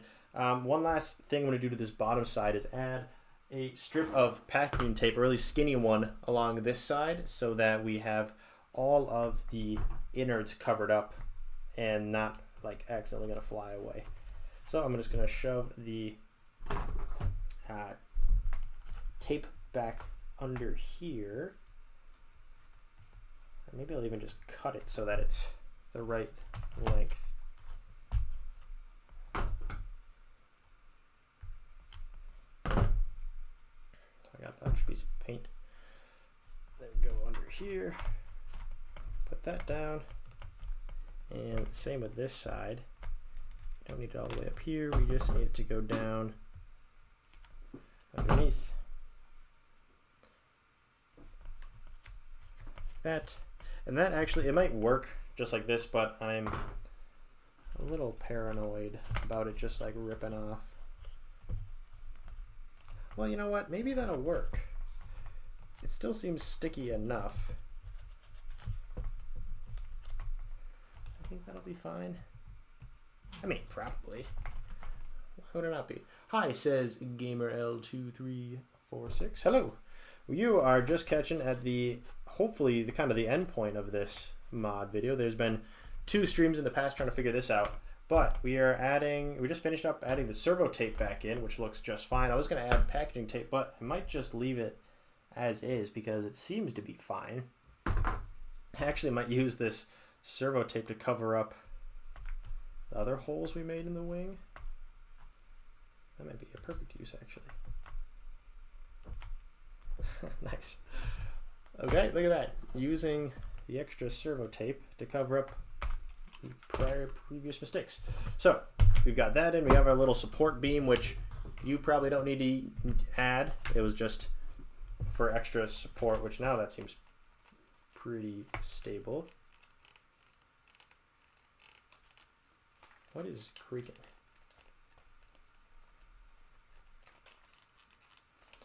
Probably nothing. So what else do we got? We got to plug in the servo or the motor wires. We have to fish instead of having that come through here. Wow, that's a fun project. Fish that down through here. So we have, just like the stock, we've got the battery lead coming out the bottom.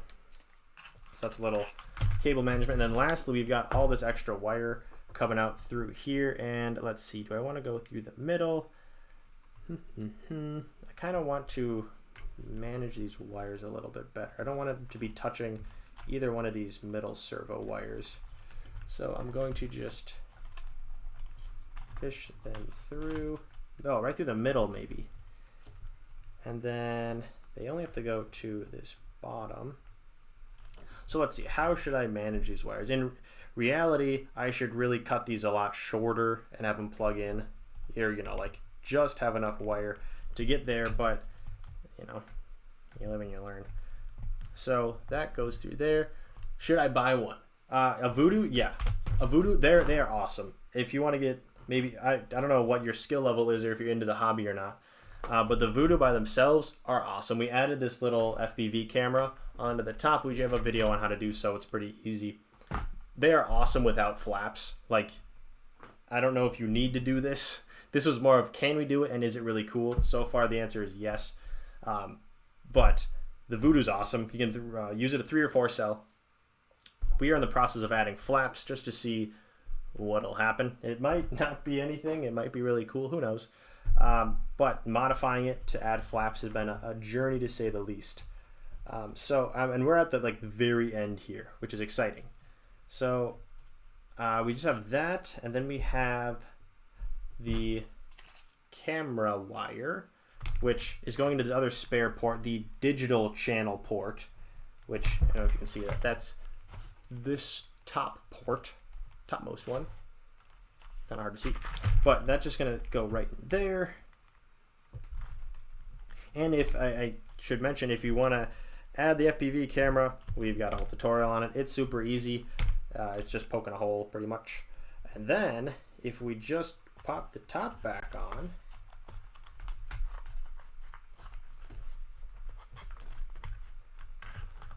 that might be our whole process done.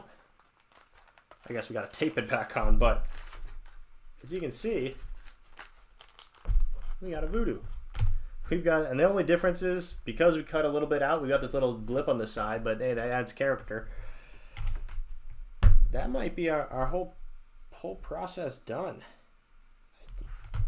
I guess I will do two things. I will grab a little screen to make sure that this camera is still working, and then I will plug it in and just, I guess, let her rip. So I've got this SkyZone M5, which the goal of this was to be able to use it for streaming, or if someone walks by when I'm flying, they're like, oh, what are you doing? I can just give them the screen. So far, I haven't gotten the internal battery with it yet, but it's cool to use on stream too, to show off like what the FPV camera sees. Will I do a test flight? I will before I upload the how to do this video, or I'll include that flight in that video. But for tonight, no, I will not. A, because it's super dark out, and B, because I don't know how to stream an FPV flight. I guess I could figure it out, but it might be difficult. So I will eventually. I won't for this one. And yes, Pretend Pilot, it's so crazy fast.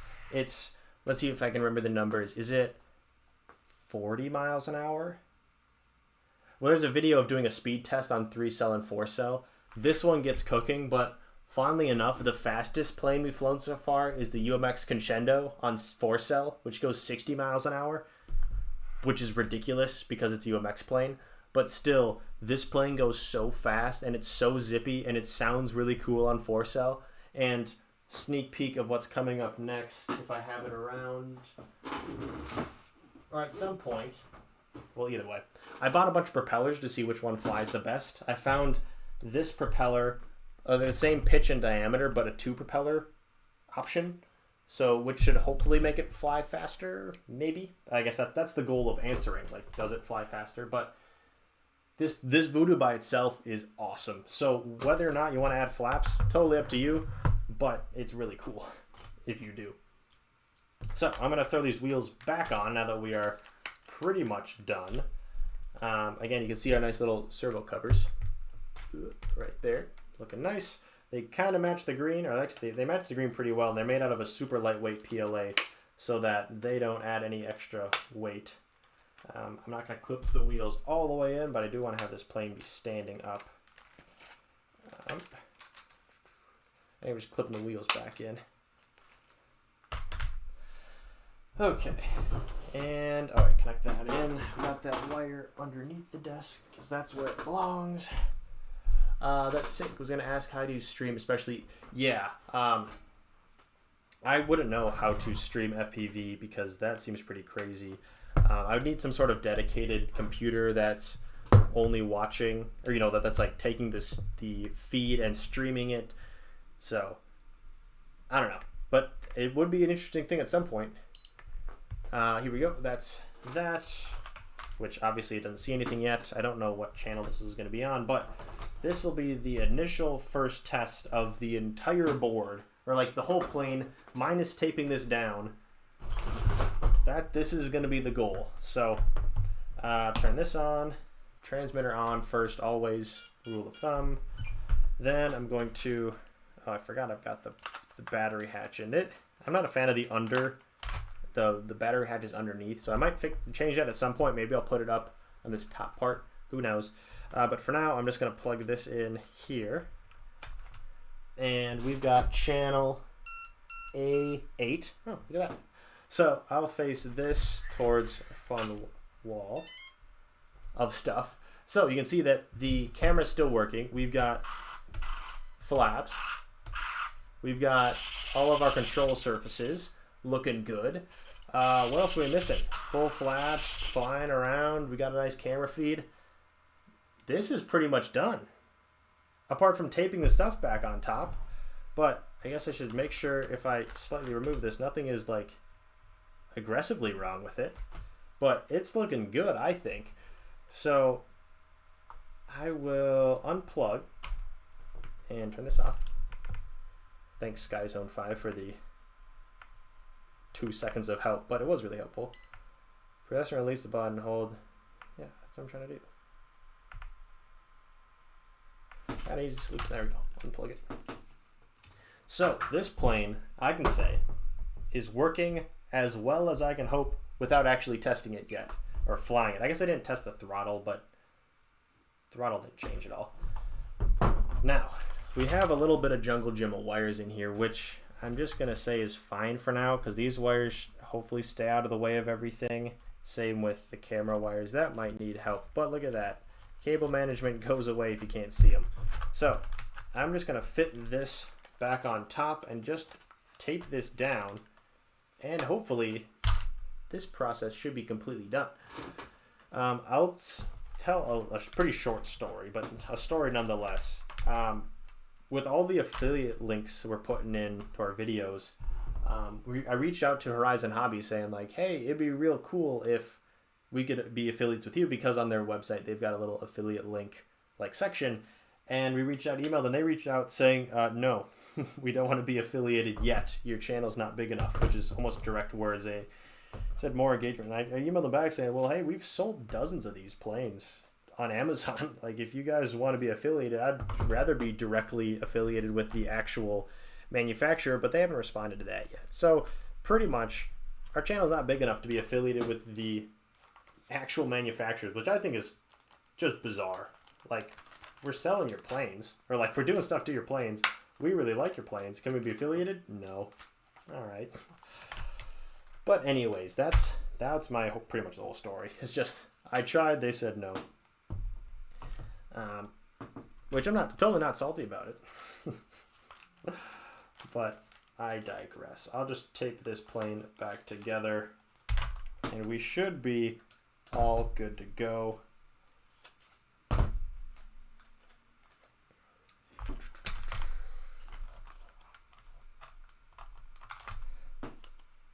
I also emailed them saying like, hey, we're getting close to 1,000 subscribers. We're about 800 and change. I want to do a giveaway of a Voodoo or actually a Evo or a Crescendo, or one of the like main planes that we use and really like. And we want to do a giveaway. It's just not within our budget right now to just give away a plane. So we contacted them saying, hey, would you be able to sponsor that? Because that'd be really cool. It'd be able to give back. They haven't responded to that either. But if they're not willing to be affiliated, I'm guessing it might be a little tougher to have them donate a plane for the sake of giving it away to a subscriber. But either way, that's at least the stuff, the behind the scenes of the Inverted Aviators RC, what's going on that you don't see. But I'm just adding a whole bunch of tape to these seams just so that everything is locked down. And there's a Voodoo that's got all of our modifications. And is that the battery still in there? Nope. Okay, so I'm going to, I guess I should have maybe put another piece of tape on the nose, but I'm going to put the propeller on, or a propeller back on. Where is this tiny screwdriver?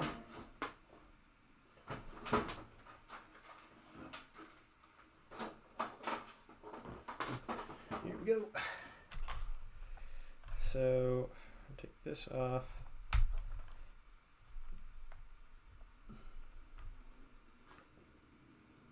Is this even, ooh, that's borderline stripped.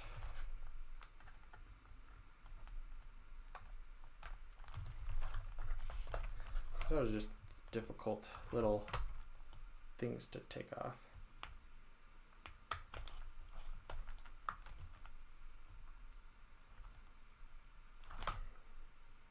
Okay, this part shouldn't have been. There wasn't supposed to be an issue. Just grab this. I wonder if this is on, can I still reach those screws behind? Maybe. Just as I thought we were almost done, I can't get the screw off.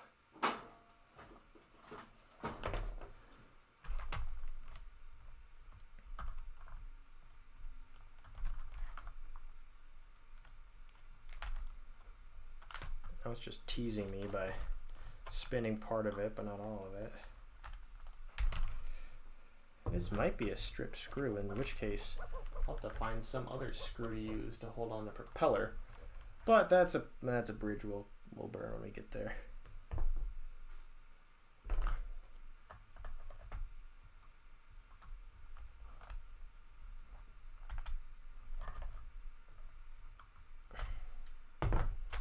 Is that stripped? It's for sure seen better days. If I could just like pliers it off.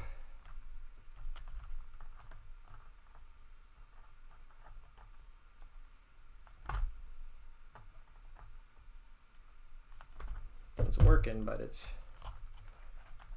okay. That screw came off. I wonder if I have a spare propeller for some other plane that came with a screw.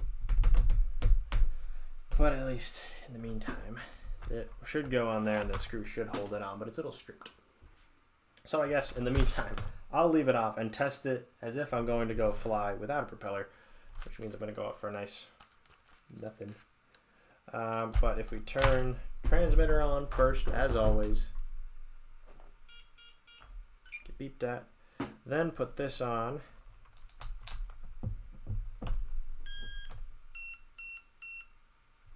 Then I'm going to pop this in here somewhere.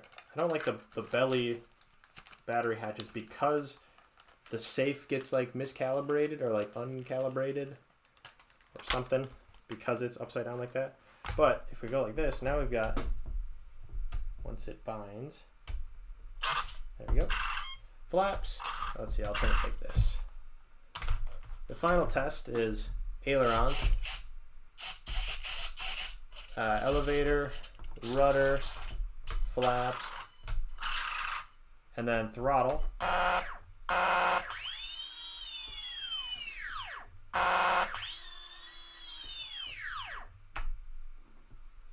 Why the heck does it do that?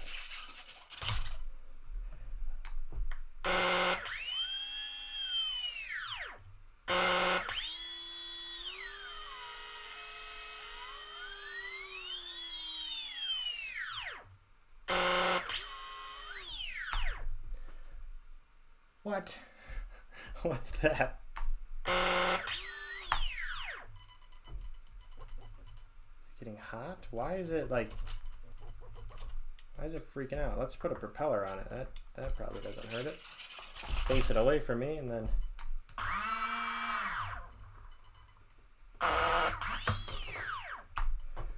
That's so bizarre. Why is it... It's the same propeller, or like the same motor, same ESC. But it just doesn't like it. Huh. That's a real head scratcher.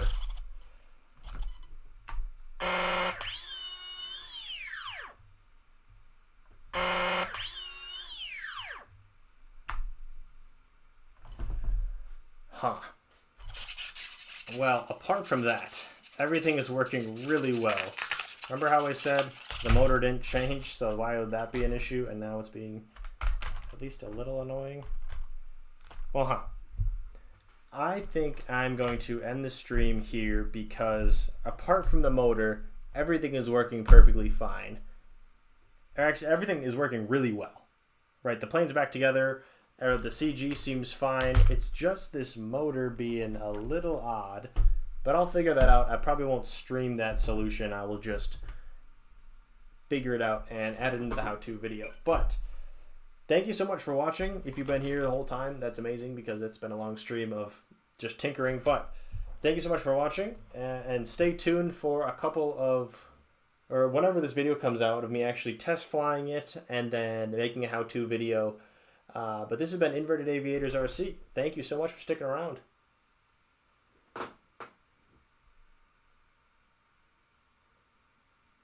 I guess I'll stick around and just clean up, but this is officially where the actual build process stops. So if you're watching now, there's not much more that's going to happen apart from a little cleanup.